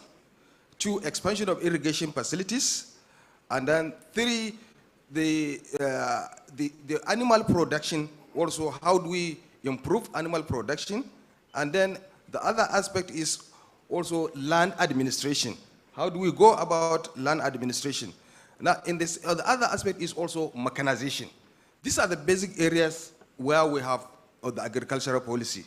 And the concentration is that, look, how do we provide input? And the basis of all this is how do we expand the production? Now, the basis is that, okay, when we, input and finance are always difficult for farmers. And the way is that, okay, we'll try as much as possible to ensure that farmers get the right input, the seed. You have quality seed, and you have fertilizer at the right time, and when you have fertilizer at the time, you have all the insecticide you need at the right time. And also, you have an extension worker attached to you, advising you and guiding you on what to do at the right time. Based on that also, we try as much as possible to see, okay, based on this, how do we go and expand our irrigation facilities? Because at the rainy seasons, we try as much as possible to provide this, the fertilizer, the inputs, and also how do we expand the irrigation facilities during the rainy season? That is a very, very critical. And what we did is, we have 10 dams that are abandoned in Jigawa State. And these 10 dams, what we do, we try as much as possible to take all the survey of this land, of these dams, and we try as much as possible, after getting all their problems and what they have, now we have now put in a system of rehabilitating these dams. By this, we should be able to ensure that we have bringing in additional 4,000 hectares of Padama land into cultivation. Now, also, in terms of mechanizations, mechanization is very, very important. We continue to work on subsistence level. There's need for mechanization, and this mechanization will not stop at one day. So we start from semi-mechanization, which we are already on it, and then we want to go into full mechanization. The essence of this mechanization is to ensure that farmers expand their production. And when they expand their production, they will be able to do more. Now, let me give you a clear, specific example. Now, when we did the wheat program between the African Development and the federal government of Nigeria, now that wheat program has given us an opportunity to test what we are trying to do. To test in the sense that, okay, how do our farmers accept the advice of extension workers? How did our farmers now cooperate and work with how the supply or input also improve productivity.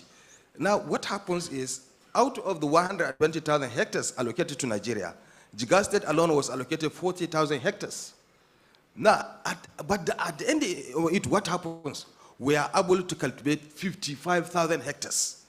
This is because we are able to sensitize the farmers, we are able to ask them to listen to the extension officers, and we are also able to supply them with the right input at the right time. Also, at the same time, if we look at the rice, in rice, we are able to improve our production from what it was to about now. This year alone in the dry season, we cultivated about 200,000 hectares of rice.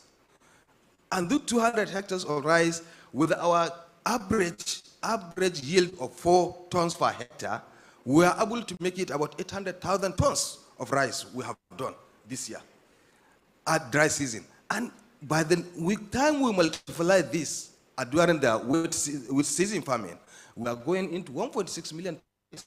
1.6 million ton, 1.6 million ton represents 27% of the Nigeria requirement of rice. And our target from the agricultural policy is that we should be able to provide 30 to 35% of the Nigeria rice requirement from Jigawa State alone. And that is exactly what we are working on. When it comes to animal productions, recently what we did is, because we want to expand the capacity and also help our farmers, we have employed over 1,400 extension workers. And they are all there. In each local government, you cannot get less than 50 extension workers. Now, this is in addition to the fact that in terms of animal service, we have recently, in collaboration with the FCDO, launched the animal workers.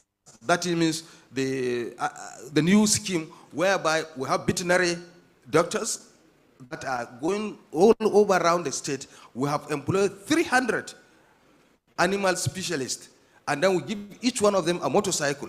And that's the program we have launched recently during the Democracy Day. Excellency. And that has gone all over to help our farmers, especially the cattle rearers, the Fulanis. When we help the farmers, we also need to consider the Fulanis, because that will integrate and ensure that everybody is on board. And that will reduce the level of insecurity in the country. Thank you, Excellency. Maybe the last thing I will tell you is, in Jigawa State, I was saying yesterday when I was making my presentation, in Jigawa State, we have 2 local governments for the last 25 years that have not gone to the farm. 2 specific local governments because of fighting between herders and farmers. And that local government, what we did, we tried as much as possible to see, okay, and these 2 local governments, if you allow them alone, 2 of them can feed the entire Jigawa State, because they are farmers and they are people that farms year in, year out.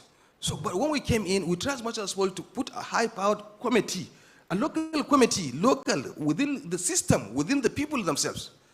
And I'm happy to say that within the last planting season and this planting season, these farmers were able to grow their crops, to plant and harvest their crop without a single person being killed. And that alone has helped us to boost the production and the agricultural activity in Jigawa State. And we are able to move our yield from 2.5% to about an average of 4% and 5% today for rice.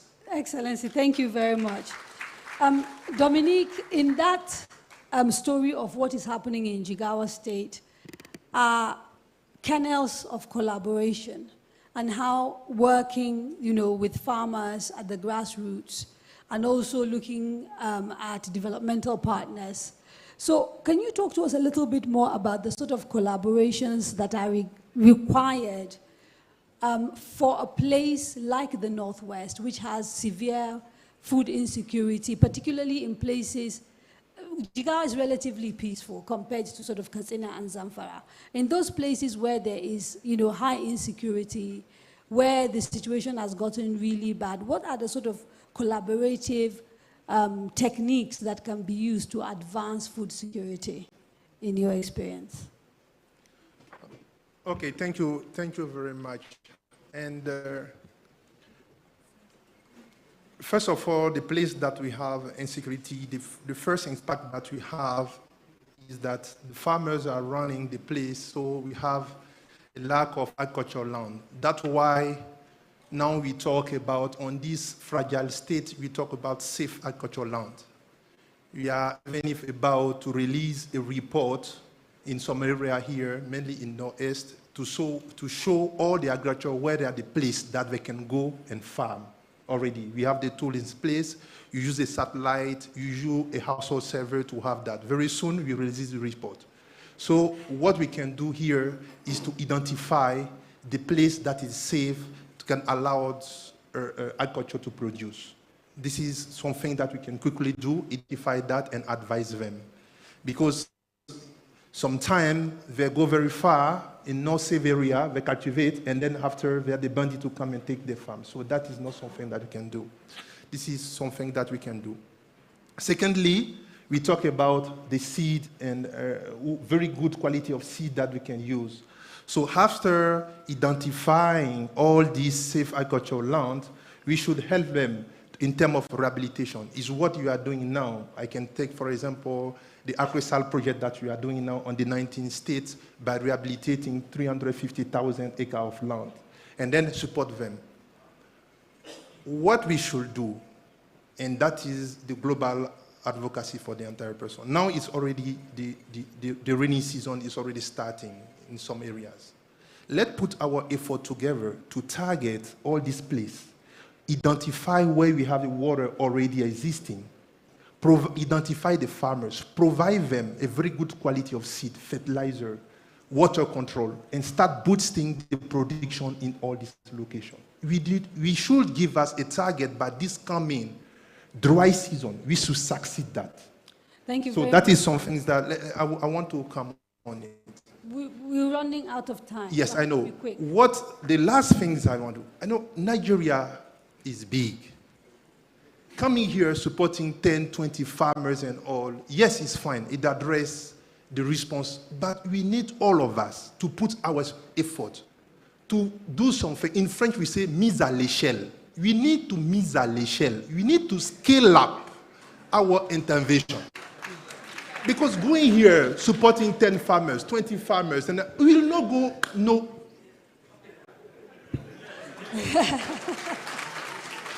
I will stop there, please, but we need to mise à l'échelle. Say mise à l'échelle. Mise à l'échelle. We need to make something big. Talking about scale up. Thank you very much. Scale up. Thank you. Talking about scaling up, Nasreen, I did say I will come back to you on the question of scaling up. Because you work at the grassroots level and you talk about these practical systems of reclaiming land and helping to do much more with it. In 30 seconds, what are your ideas regarding scaling up? Because I want to end with their excellencies talking to me about regional cooperation and what they can do to scale up, yeah? I think that we need to heavily invest not just in agriculture, but in the agroeconomy. This is really integral because, you know, when we speak about all of these things, we also need to ask ourselves, what is informing this decision? Are they data-driven? Are they also evidence-driven? Because we have tens of years, decades of putting together all of these experiences, but we also need to be guided by them in order for us to develop holistic framework that works. So when you have a framework, then you are able to bring in financiers, international development partners, international investment entities to say that this has been the lesson learned over the years, and these are the framework that we believe we work. So we are deeply underfunded when you look at the agricultural sectors, and we need to stimulate the economy. And it is very feasible for us to do that in northern Nigeria because, again, the society are mostly agrarian, but also the fact that agriculture, it doesn't need you to sort of go into a level of formal education. People already have the skills, so we just really need a level of capacity development to integrate what we need. And also I want to echo what Monique said, we need to scale. We need large-scale investment. We need large-scale investment. We also need to ensure that these things are guided by long-term goals. We need to look at the broader systems of what the global economies are talking about, what crises are going on, and align this with broader development goals like global adaptation goals and other global activities that are being signed by our governments, both at the state and federal level. Thank you very much, Nasreen. And Excellencies, in 2 minutes, can I ask you to talk to us briefly about the role of regional cooperation, because this is the Northwest Summit, in scaling up, in building resilient food systems, and the sort of shape that you think this cooperation, this regional role, will take? Thank you very much, Kadria. I think we are setting the goal. We are setting the ball rolling in terms of cooperation between the states in the Northwest region. When we decided to form this forum, and when we decided to cooperate within ourselves, we identified 3 important pillars within which we should operate. First of all, we have a common problem of insecurity in the state. And then we decided that we should have a common approach to insecurity, which we adopted using the locals to tackle the insecurity issues happening in our region. Secondly, and in which most of the state has already keyed into that, we already have 3 states who have established their security outfits, and we know Kebbi is in the 5 line, and we know Kaduna has something in existence. And thirdly, we look at the agriculture, which is the major mainstay of the Northwest region in particular, and is a major impact of labor, and is a major source of income to most of our people. And we agree that we should take agriculture holistically and do it at the regional level, in the sense that we may not do everything at the same time. Each state has competitive and comparative advantage on another product or one product or another. Like when you talk to Katsina, Katsina is one of the largest producers of cotton, and Katsina also produces large percentage of maize in this country. So why can't Katsina take advantage of these 2 products and cash on it and try to say we put all our strength on those products and ensure that we have what we want to have? Jigawa, they also have their own potentialities. They are good in hibiscus, they are good in wheat, they are good in rice. Why can't they take advantage of that? Must we have a rice factory in Katsina, one Jigawa already have? We divide ourselves and share this investment into competitive and comparative advantages in all the regions. It makes it easier for us, and it makes it easier to empower our farmers to be into export of this product, to be into adding value to what they produce, because naturally now when our farmers produce, the merchant or the commission agent, they get more profit than the farmers who produce. But if the farmers can be able to add value to what they produce, they can be able to make more money, more meaningful income into them, and then putting the region in a better economic prosperity. So I think it is really very, very important, this cooperation. And I assure you that all the governors in the region now, we are committed to ensure that we have produced, we have made this advantage that we have of being one of the producers of food in this country, to ensure that we can feed the country, feed West Africa, because we have the capability to do that, we have the capacity to do it. It's only that we need political will, and most of the governors are showing their willingness to cooperate with us, and all our leaders are ready to cooperate with us to ensure that we succeed in that regard. And we are calling on all our elites, our professionals, to ensure that they provide us with all what they have that can make us to improve on what this intention that we have as a region. And my call also to the development partners is we need assistance, not in cash, but we need technical assistance. Technical assistance in building the capacity of our extension staff, our agricultural workers, to ensure that they do the right thing and have the capabilities to impact us. Secondly, we also need your assistance on how to produce best quality seed, because without quality seeds, we cannot be able to get where we want to get. So our assistance that we are seeking, not only funding, but we need technical support, we need advice, so that together we can move this region to the next level. Thank you very much. Thank you very much, Excellency. Excellency Namadi, on the issue of regional cooperation and the shape it should take, what are your thoughts?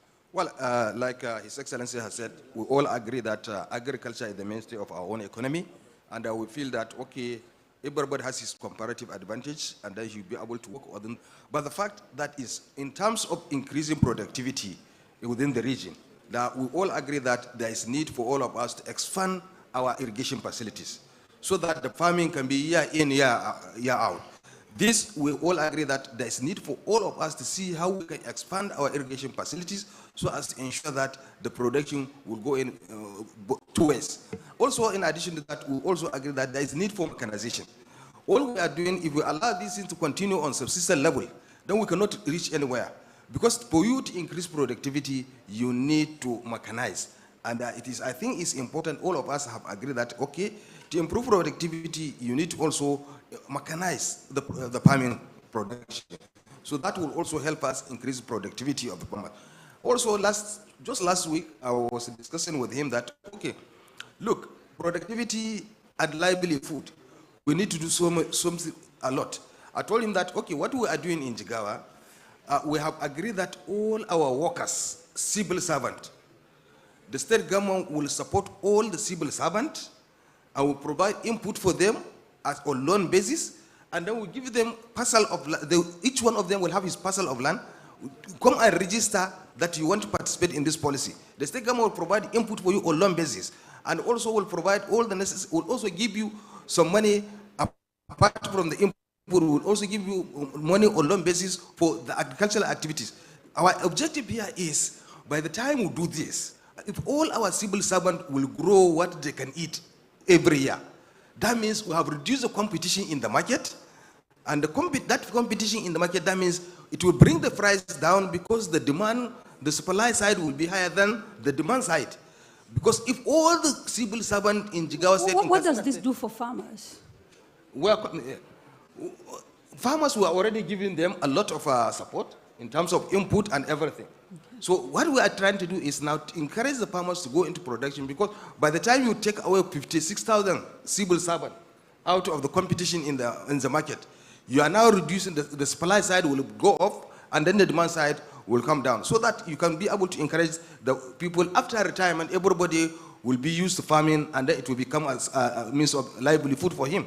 Again, we decided on the issue of seed, which I think is very, very important. We all agreed as a region to ensure that we give our farmers the best seed so that their productivity can improve. Now, we have started that in Jigawa State.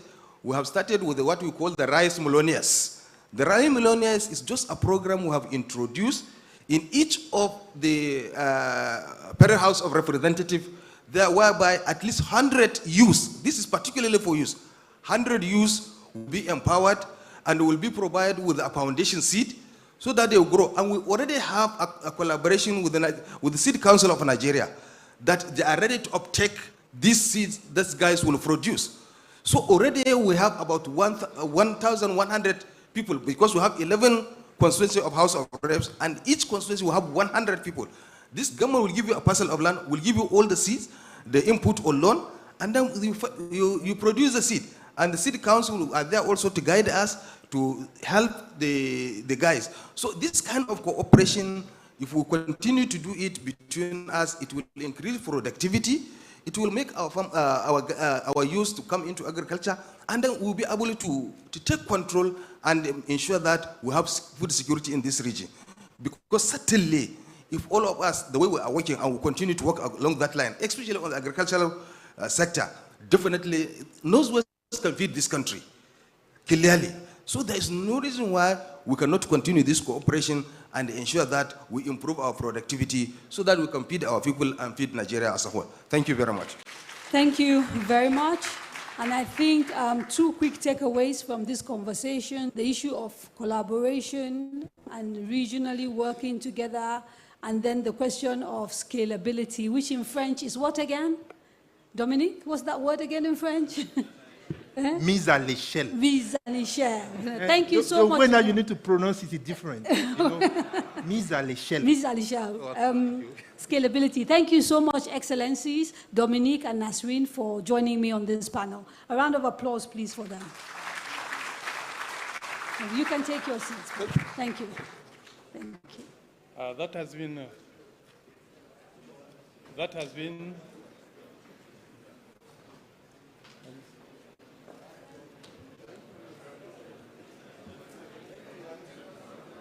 been the session on socio-economic development, advancing livelihoods, and food security for peace and resilience in the Northwest.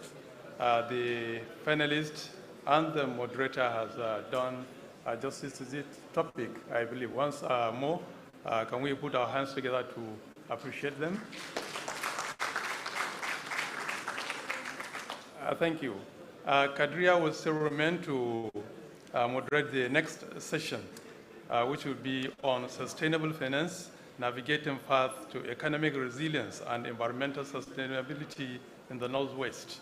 The panelist includes the Honorable Minister for Housing and Urban Development, Architect Ahmed Ngiwa. Please, you are welcome to this session.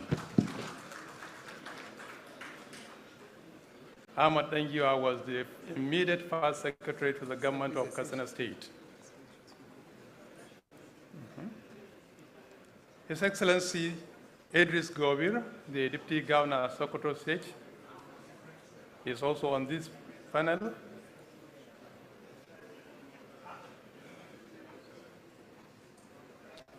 His Excellency, the Deputy Governor of Sokoto State, you are welcome. Zara Binta Goni, is she around? Zara Binta Goni, she's not here. Then the next is Aisha Aminu, Director General, Katsina State Enterprises Development Agency. She's here, I believe.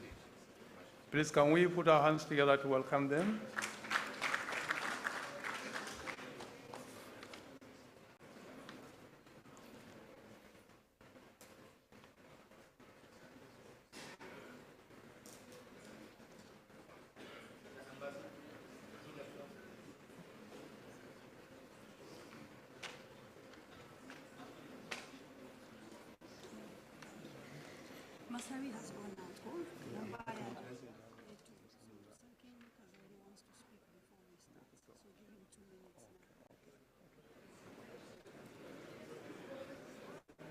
So please, before the panel starts, we would like to take comments from the Emir of Kazori, His Royal Highness the Emir of Kazori, Dr. Najib Hussein Adamu, CON, the Chairman, Jigawa State Council of Chiefs.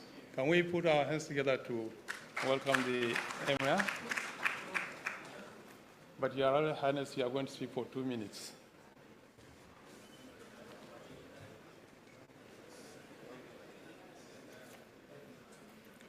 Assalamu alaikum. I have 2 comments to make. One,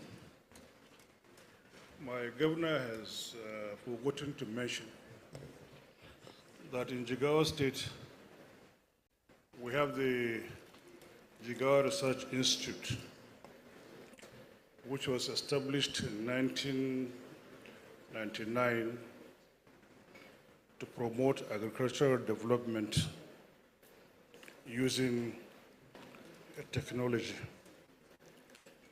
It came out as a result of collaboration with the famous Brazilian Research Institute, the Embrapa, which in a period of about 25 years had, ours is a mini version of the Brazilian example. We had initial successes using specifically, most especially biotechnology in reproducing, improving agricultural products. In the earlier years of the formation of the Institute, we have succeeded in mapping Jigawa State soil and studying the soil, various soil levels,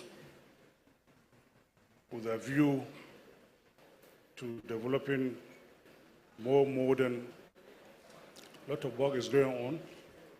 The laboratories are being reconstructed and refurbished and modernized so that we fast track agricultural production using technology. I brought this issue to remind us of the important work years back that the Ahmadu Bello University Institute of Agricultural Research has been doing for agriculture in this country, which we seem to have forgotten. And I think if we are talking of improving agriculture, which we all agree is the mainstay of our economy in the Northwest, we need to pay serious attention to agricultural research and development. There are so many ways. We spent a lot of time with MBRAPA in those years, and we had learned a lot. So in the terms of regional cooperation among the states, I think this is something that should be expanded to all the northwestern states. We have to accept and imbibe agricultural research for agricultural development on a fast track. Secondly, yesterday, I listened into one of the panels talking about banditry, the effect of banditry, farmer-herder problems. I want to say that in my 26 years experience of managing farmer-herder relations, we need to draw a distinction between farmer-herder crisis or conflict and the current violent banditry that is ravaging our states. In my experience and to my knowledge, farmer-herder problems are seasonal and they don't last long. They are short-lived. Whereas the current banditry is endemic. I'm making this point because of what Malam Musa said, that there are 600,000 displaced persons coming out of the farmer-herder problem. I want us to know, to separate the two, to accept the fact that there is farmer-herder crisis, which is short-lived, which is seasonal, which to my knowledge has not led to any displacement. And my experience has been that in the last 25 years or 26 years I have been managing it, in our area we have not had a single casualty, either on the part of the farmers or on the part of the herders. So we need to draw a distinction between the two, separate the two. Farmer-herder crisis and its implications, and the current banditry and its implications. I think the conference will be better guided if we do that. And quickly, I would like to hand over the stage to Kadria. Please take over. Thank you very much to His Royal Highness, the Emir of Kazauri, for that significant input. I think it's important to say that if you do not diagnose a problem properly, it is very unlikely that you will find the right answers. So it's a very good thing to tell us to make sure we dimension the problem properly. Okay, so now we're going to dive into a conversation on sustainable. All the 7 states have untold wealth buried under them. And yet, we don't seem to be able to mobilize finance, and we're relying heavily on handouts from the center. On average, we are only able to generate about 28% of what we need as IGR. Part of that problem, of course, is to do with the fact that the Northwest is fragile. And so it is difficult because of the associated risks to bring money into that region. What we want to try and do with this particular panel conversation is to discuss what the opportunities are and look at the challenges and what can be done to mobilize resources with a particular emphasis on local and internally grown solutions. My panel is made up of Honorable Minister Architect Ahmed Musa Dengiwa. He is the Honorable Minister for Housing and Urban Development, but in his previous life, he also worked in finance because he was the Managing Director of the Federal Mortgage Bank of Nigeria. And we're going to lean on his knowledge of the financial services sector to talk to us about what is possible. Thank you, sir, for joining us. His Excellency Idris Gobir is the Deputy Governor of Sokoto State. And of course, at the moment, he's grappling with some of those challenges. We're going to hear from him what the issues are and how his state is trying to navigate them. Aisha Aminu is the Pioneer Director General of the Katsina State Enterprises Development Agency. She works as she has an experience as a business manager and has worked in distribution, sales, marketing, and was also a politician who ran for office as a House of Representative member. I think it's their loss that you didn't get in because Katsina State benefited from that. Unfortunately, the Honorable Minister Jamila Biu Ibrahim is not here, so we will have to do with this. Please help me in welcoming the panel again with a round of applause. Okay, so if I can start with you, Honorable Minister, what can Northwestern states do to better harness these immense resources that they have so that, the place can become buoyant and livable and developed and people can have full lives? Thank you very much, the moderator. Distinguished ladies and gentlemen, Your Royal Highnesses, one thing which we have to look at first and foremost is the economic disparities that we're having.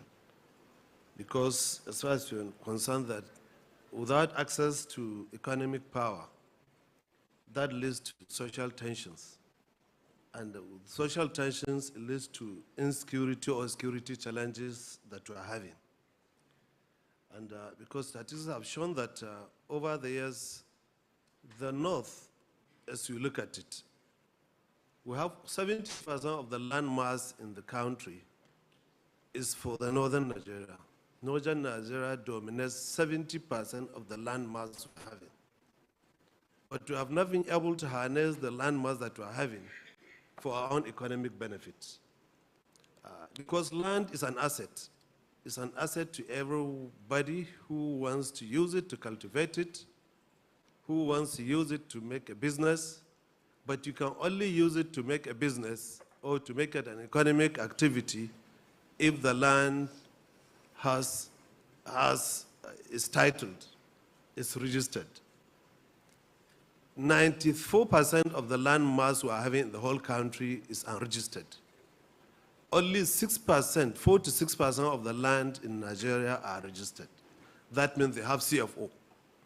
And if you don't have a CFO or a title on your land, you can't use it for any economic activity. You can't take it and go to any bank or any financial institution to source for funding, to put use to it, or to use it for any activity. Our farmers, if they say their land are registered, they can use that land to approach commercial banks, source for money, and then use it to farm and create economic activity within it. They can use it as a collateral to even source for the funding to make some micro industries that they can be able to process some of the commodities they have already farmed. So we have not been able over the years to harness our land. That's why it is said under the World Bank that over 300 billion, we have over $300 billion debt capital in Nigeria. Because it's debt capital because you can use it for any economic activity or viable activity. So this is one area of it. And if you look at the North over the years, you'll find that we have not been having problems of poverty in the 60s up to 80s. In fact, in the 60s, Nigeria fed the whole nation.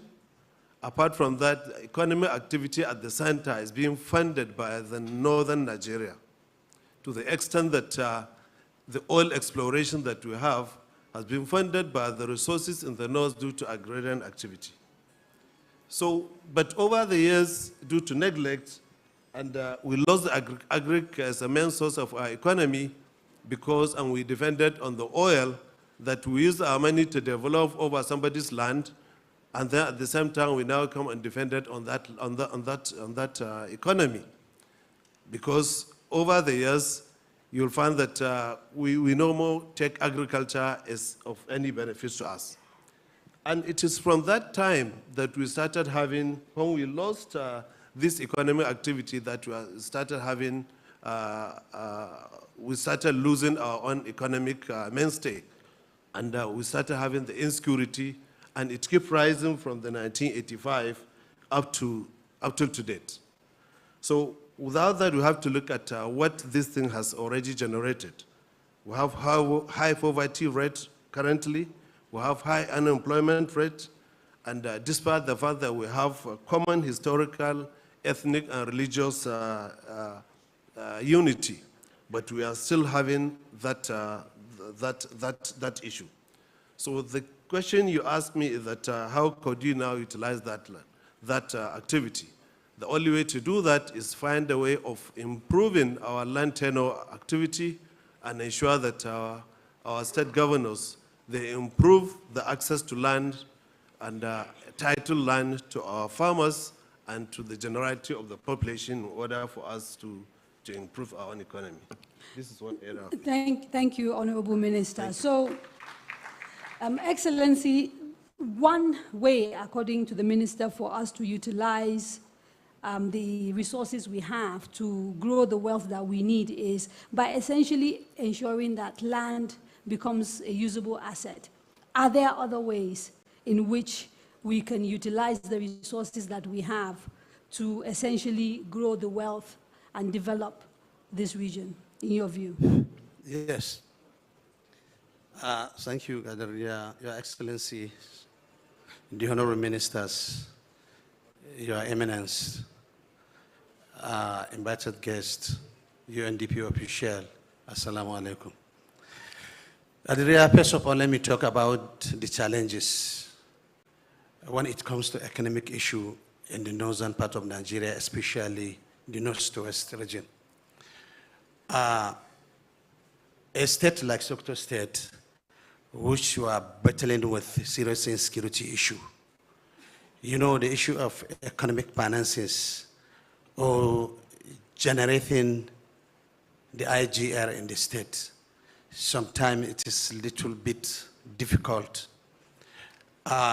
You cannot talk of, in most of the areas, the taxes, well, you are not providing the security to the people. You must to have the feast within the area, then you talk of taxes to tell the people that, yeah, you have the confidence to give them protection of life and properties. That is one. Two, we experience or we are compromised in such as political compromisation. When I say political compromised, majority of the leaders here, you know, they're all politicians and they know what I'm talking about. Sometime in the northern part of Nigeria, we find it very difficult in some of the states to collect taxes. Why? Because people are not willing to pay the taxes as it is when due. Why? Because you may think, or you are afraid of the one worth or the other, they may accuse you, or maybe when it comes to during election, they will say you have a very hard policies. Third, we need to come and tell our people the truth. I used to wonder, when I was a local government chairman, my local government, Sabambini, were able to procure more than 1,000 pumping machines, which we shared or distributed to the farmers. And believe me, they were able to harvest more than 2.5 watermelon. At just, yes, billion, I mean 2.5 billion watermelon. At that just single local government in Sokoto State, which is our main local government. But the problem is the government able to benefit from that production. Look at the production or the harvest of 2.5 billion. That the government cannot benefit maybe 200 million out of it, which is 2.5 million, 250 million, which is 10% of the production. And the production is being supported and financing by the government. Why? Because of the political compromise. Another reason, I'll look at the Niger Republic, which the local government shares border with Niger Republic, in Gideonumji local government, which is department under Maradi region. They were able, the local government was able to feed the local staff the salary from what they generate from the local market within the department. But in our own case, reverse is the case. Which one of the local government in the north region, northwest, that will be able to pay the local salary within the generation tax or the generated tax within that particular local government? Why? Because of the political compromise. Not mean we cannot do it. We can do it better than that of Niger Republic and even some of the southern states. We have the potentiality, we have the population, we have the capacity. Capacity in terms of manpower, land, and otherwise. When it comes to, they keep on expanding from one side to another. Why? Because they are making more money in the state. So one of our plans, as the time we took over as the government, my governor had to hear anything loan. We don't talk of loan in Sokoto State. We don't talk of loan at all. All what we are doing and all the achievements so far we have achieved, we were able to achieve it from the saving, from the source, from the national, and we'll be able to provide a lot of development in the Sokoto State. Anyone's go to Sokoto, you see a lot of changes. You will be unable to know some areas that you left within a year because of the change and development we brought by the present government. We have to change the philosophy of our people. This is one of the solution. Philosophy in the sense that our people are deeply in not to pay taxes, but the government was able to procure motorcycles, tricycles, transportation systems, and assisting our youth with different kinds of business that will bring about taxes. Okay, so let me just bring in Mrs. Aisha Aminu here quickly. We'll come back to you. Okay. Aisha, really, this conversation, again, is about something that we discussed in the previous panel, which is about scalability. How do we take what we have, in spite of the challenges that we face, to essentially generate wealth?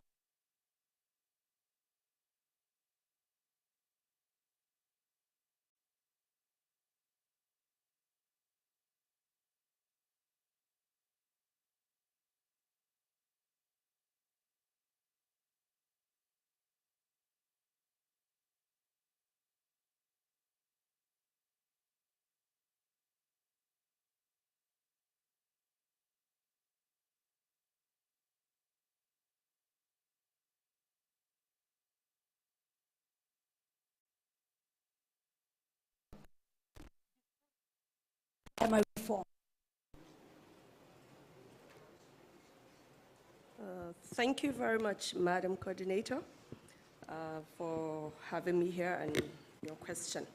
So for us here as a state government in Katsina, in terms of scalability, the state government, first of all, decided to be very intentional and focused about it by creating the agency that I'm the Director General. It's a pioneer agency that focuses mainly on the development and expansion of businesses, which are the enterprise.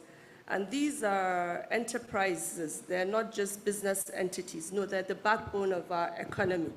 And the state government decided to strategically go about it, because about 3 weeks ago, we launched an MSME fund, which is a fund that is designed and created specifically for building resilience and strengthening these existing businesses. Businesses have been identified all across the 34 local governments in the state, from the ward to the local government levels. And these businesses are currently undergoing training. And development finance that builds resilience is not just about capital injection, it's also about building capacity and developing infrastructure. Tomorrow, the state government, in its commitment towards value addition, is going to commission an industrial development facility, which will be a cluster for garments and textiles, leatherworks, ICT, and agri-businesses. So if a lot of you will be available tomorrow, would gladly be happy to have you join us at that program tomorrow. So the center is actually a value addition. For instance, people that make, let me just give you an example of this local spaghetti. So in the past, you have businesses produce that and just tie it up in nylon bags. So now we have them packaging them, labeling them, and available for national or global markets. Then we have the tea growers. We have the people making spices. So it's going to be a game changer in the business economy of the state. And in addition to that MSME fund, we also went into strategic partnership with the Nexim Bank, which supports export in the country. That is also for value addition, because Katsina State has some low-hanging fruits, as we call it in management. That's, we have our sesame, we have tiger nuts, we have hibiscus. We currently have a business we're supporting that takes tiger nuts out of Libya and exports to European markets. So that's also part of our strategic intention for value addition. And when those products are taken out of the markets and processed and added value to for export. So for now, we're not in a position, because it's a newly created agency, we're just barely 8 months into operation. So we're into now aggregation and preparing them for export. But through the fund, which we're also strengthening existing businesses, there's also a component of it that will go for startups. That's new businesses that are going to come up for production. So as a state, we're intentional and we're focused on developing these MSMEs, because the small, medium, and micro businesses are the bedrock of every economy in the world.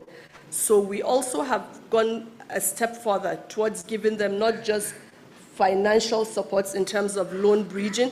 No, we're also building their capacity in terms of financial literacy, because we realize that as simple as bookkeeping for these businesses, some of them have, they make money, but they don't know where the money is. So we have done a census of all MSMEs currently in the state.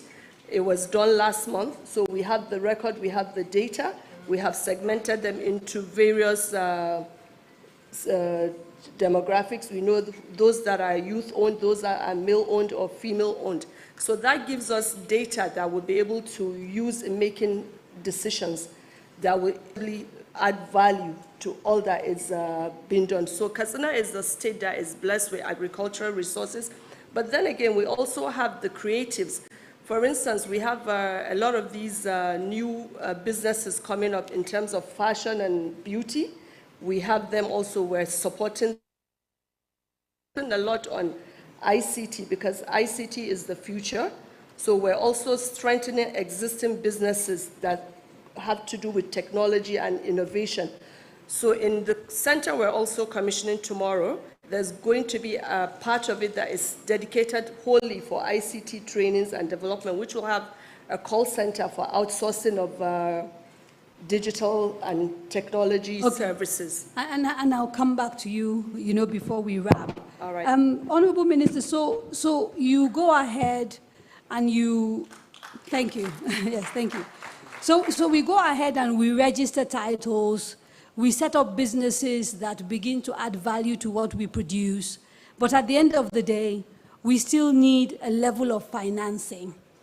If you take your CEO to a bank and they look at the fragility of your state, they look at the conflict, and they think, I'm not quite sure that this is an asset I want to take.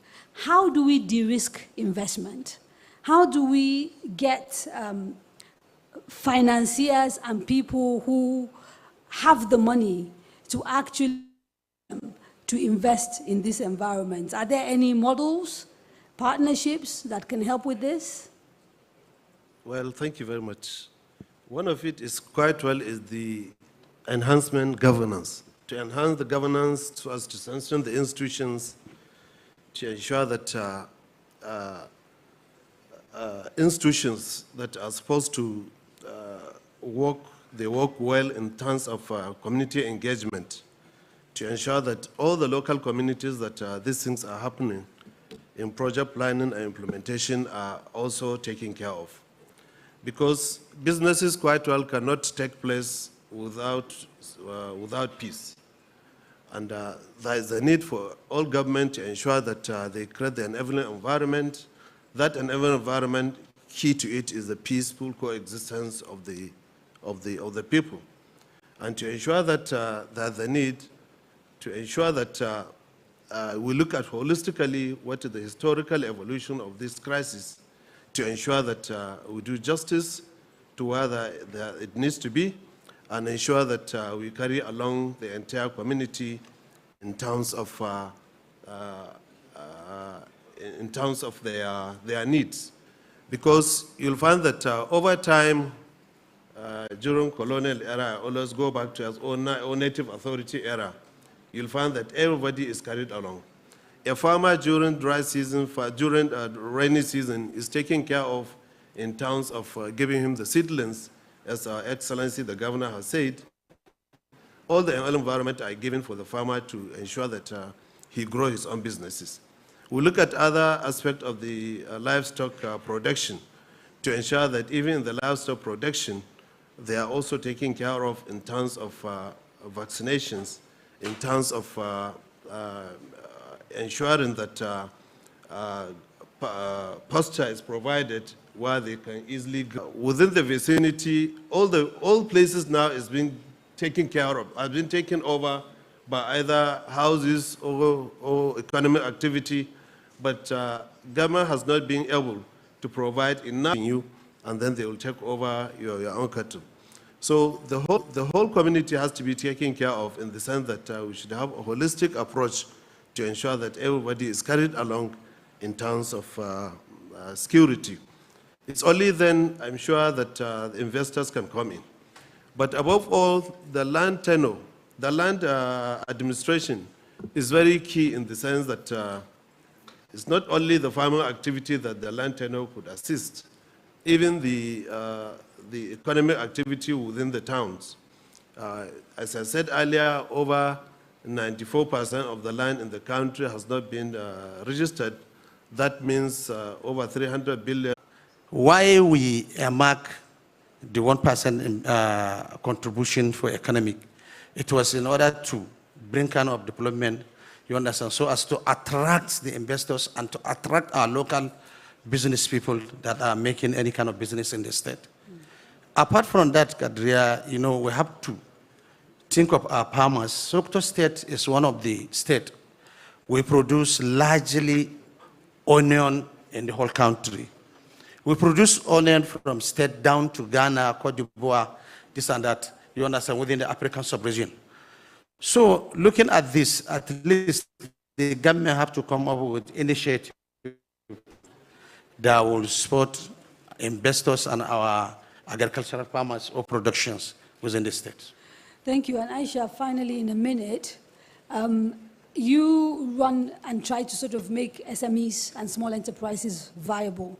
From your point of view of the work that you're doing, particularly in relation to prepping them for export so that you can generate foreign exchange, et cetera, what are the sort of crucial things that you require? And is there any attempt at regional cooperation when it comes to this? Is there what? Regional cooperation between other states and Katsina. So what do you need And are there any sort of... Thank you so much. Currently, I think we're getting all we need in terms of support to these MSMEs, because we have an availability of funding at the moment. We have the State MSME Fund, and we're also working closely with UNDP. We have a German-backed up fund for supporting the livelihoods of the people, especially in the frontline areas that have been affected by this issue of banditry and insecurity. So in terms of funding, I think we actually have funding, which is also going to support these MSMEs interest-free. So majorly, like His Excellency mentioned earlier, it's not just about the funding and the resources, it's about technical support.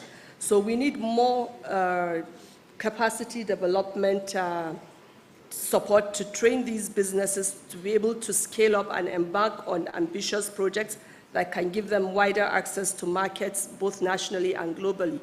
But the major requirement we need has to do with infrastructure. That is access to especially power.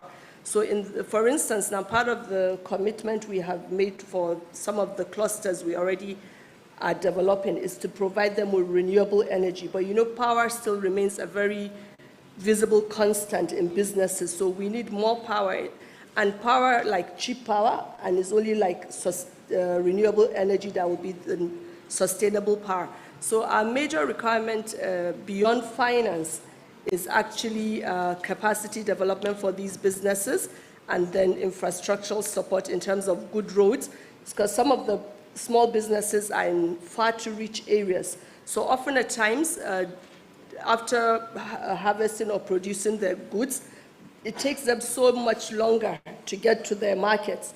And along the way, there could be perishes in the goods or services that have been produced. So more support will be needed, not just at the state level, but at the regional and national level for all MSMEs that are the backbone of our economy in terms of capacity development and infrastructural support.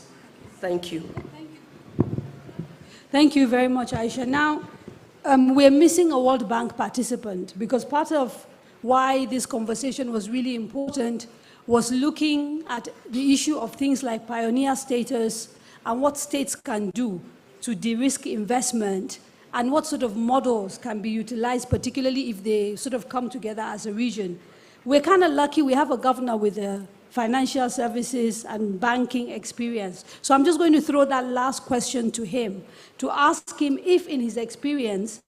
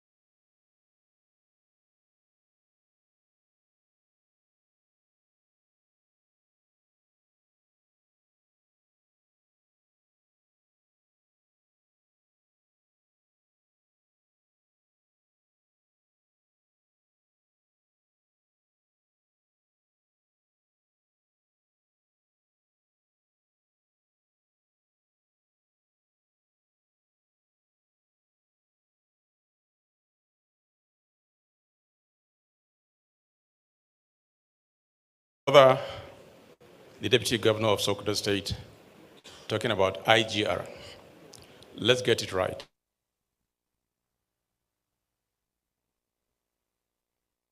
In terms of internally generated revenues. It is something that we must get right because it allows for accountability. It allows for people, when they pay their taxes, they have every legitimate reason to ask you if you're not doing well as a leader, without which they don't have the basis. If you're just relying on fact allocation on a monthly basis, they have no reason to ask you how far and what they're doing with their resources. Now, these are issues that we should take home and begin to think about it. And I'll give an example in Zamfara. We inherited a system where we only had just under 100 million as IGR, but now we're talking of billions. It is because of the conscious effort we put in place. Thank you, Excellency. How do we de-risk investment in fragile states like Zamfara, Katsina? How do we encourage pioneer status for businesses that want to come and invest but are scared about the risks? First of all, security issue is number one. If we're able to handle that, it allows for people to have the belief that whatever they invest is secured. Because you cannot go in an unsecured and put your investment. Two, government should shift away from all this funding because there's this mindset of our people. Anything that comes from government is a national cake, and it is difficult no matter how you want to help. For businesses that are coming in, and our SMEs need to be able to add value so that they can export, and we're not doing raw materials as is usual. Thank you to my panelists. Please help me thank them with a round of applause.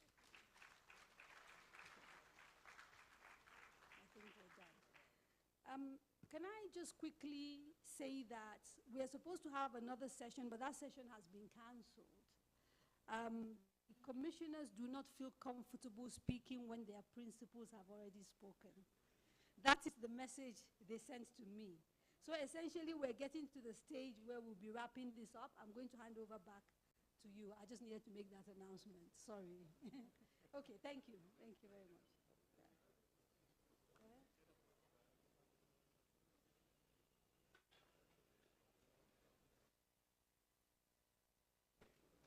Thank you, the panelists.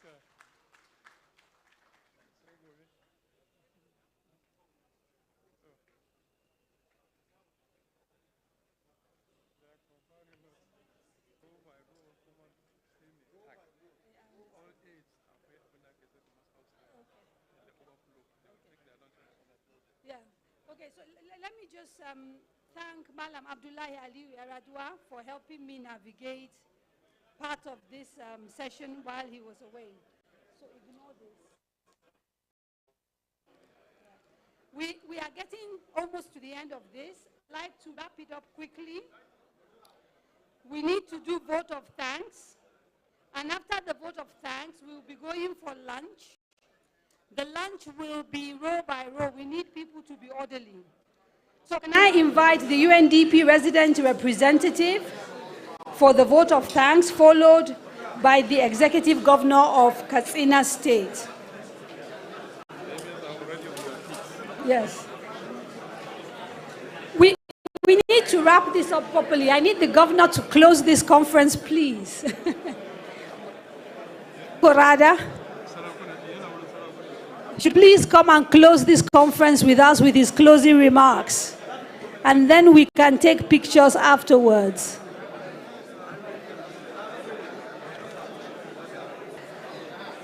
Excellency, could you please come and close this conference for us? Thank you.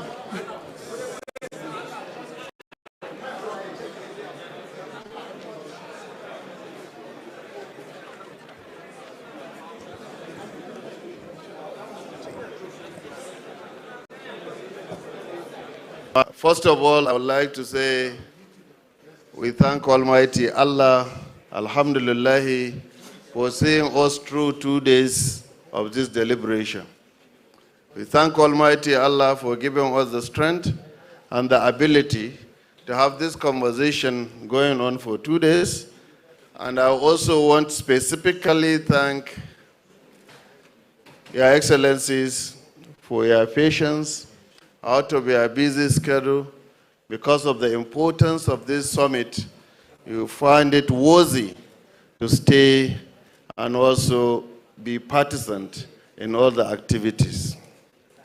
To our partners, the UN and the UNDP in particular, for organizing this event along with the Northwest governors, I think we have to thank you immensely for being in Katsina for these 2 days and also for contributing meaningfully to the success of this conference. To our royal fathers, we thank you for your patience. Despite your age and your schedule, you have been with us yesterday till in the evening, and you are here with us till this time. But we thank you sincerely for the contributions you have made. What makes this occasion a very specific and special one is the presence of all the security agencies of this country. They have been with us, they have made contributions, and we are sure that with this kind of collaboration, this is the starting point. The political will, the traditional ruler support, the synergy between the security agencies is really a very wonderful one, and we want us to continue. But the only difference that we have away from the other conferences and summit is yesterday in our closed-door deliberations with the representatives of the UN organs, we were able to agree on an action plans and timelines to achieve the short, medium, and long term. We have set ourselves a target. We have agreed to set up a criteria and secretariat to work within 2 to 3 weeks to develop this plan and action plans and timelines so that we will take ourselves to task and ensure that we have done the rightful thing as suggested in this conference. And we also want to thank all the participants who come all the way from far to ensure that they make this a success. And your contributions cannot be taken for granted. We are going to put it into use for the benefit of this region. We have highlighted the major constituents. We have highlighted the root cause of all these things that are affecting us. We're also able to tell ourselves the truth, our deficiencies, and to address those deficiencies. I want to assure you, our elders, our elites, and all those concerned, that we have the commitment. We are ready to support all initiatives to bring about peace and security in our region. And we cannot achieve that without putting in place economic development perspective to it, because economic development is the major pillar to reduce the effect of insecurity and peace in our region and to provide gainful employment to our teeming youth. And we are committed to look into comparative and competitive advantage within the states and cash on each of those in the states to make sure that we have the region and a country of our choice. I would like to thank every one of you, and I want to wish you, on behalf of all the Northwest and West governors, we wish you safe journey to your various destinations, and may Almighty Allah give us the will, the wisdom, the courage, and determination to ensure that we implement all what was discussed in these deliberations that we had since yesterday. We thank you, and Almighty Allah bless all of us. Thank you, and God bless all of us. Please stand up for the national anthem.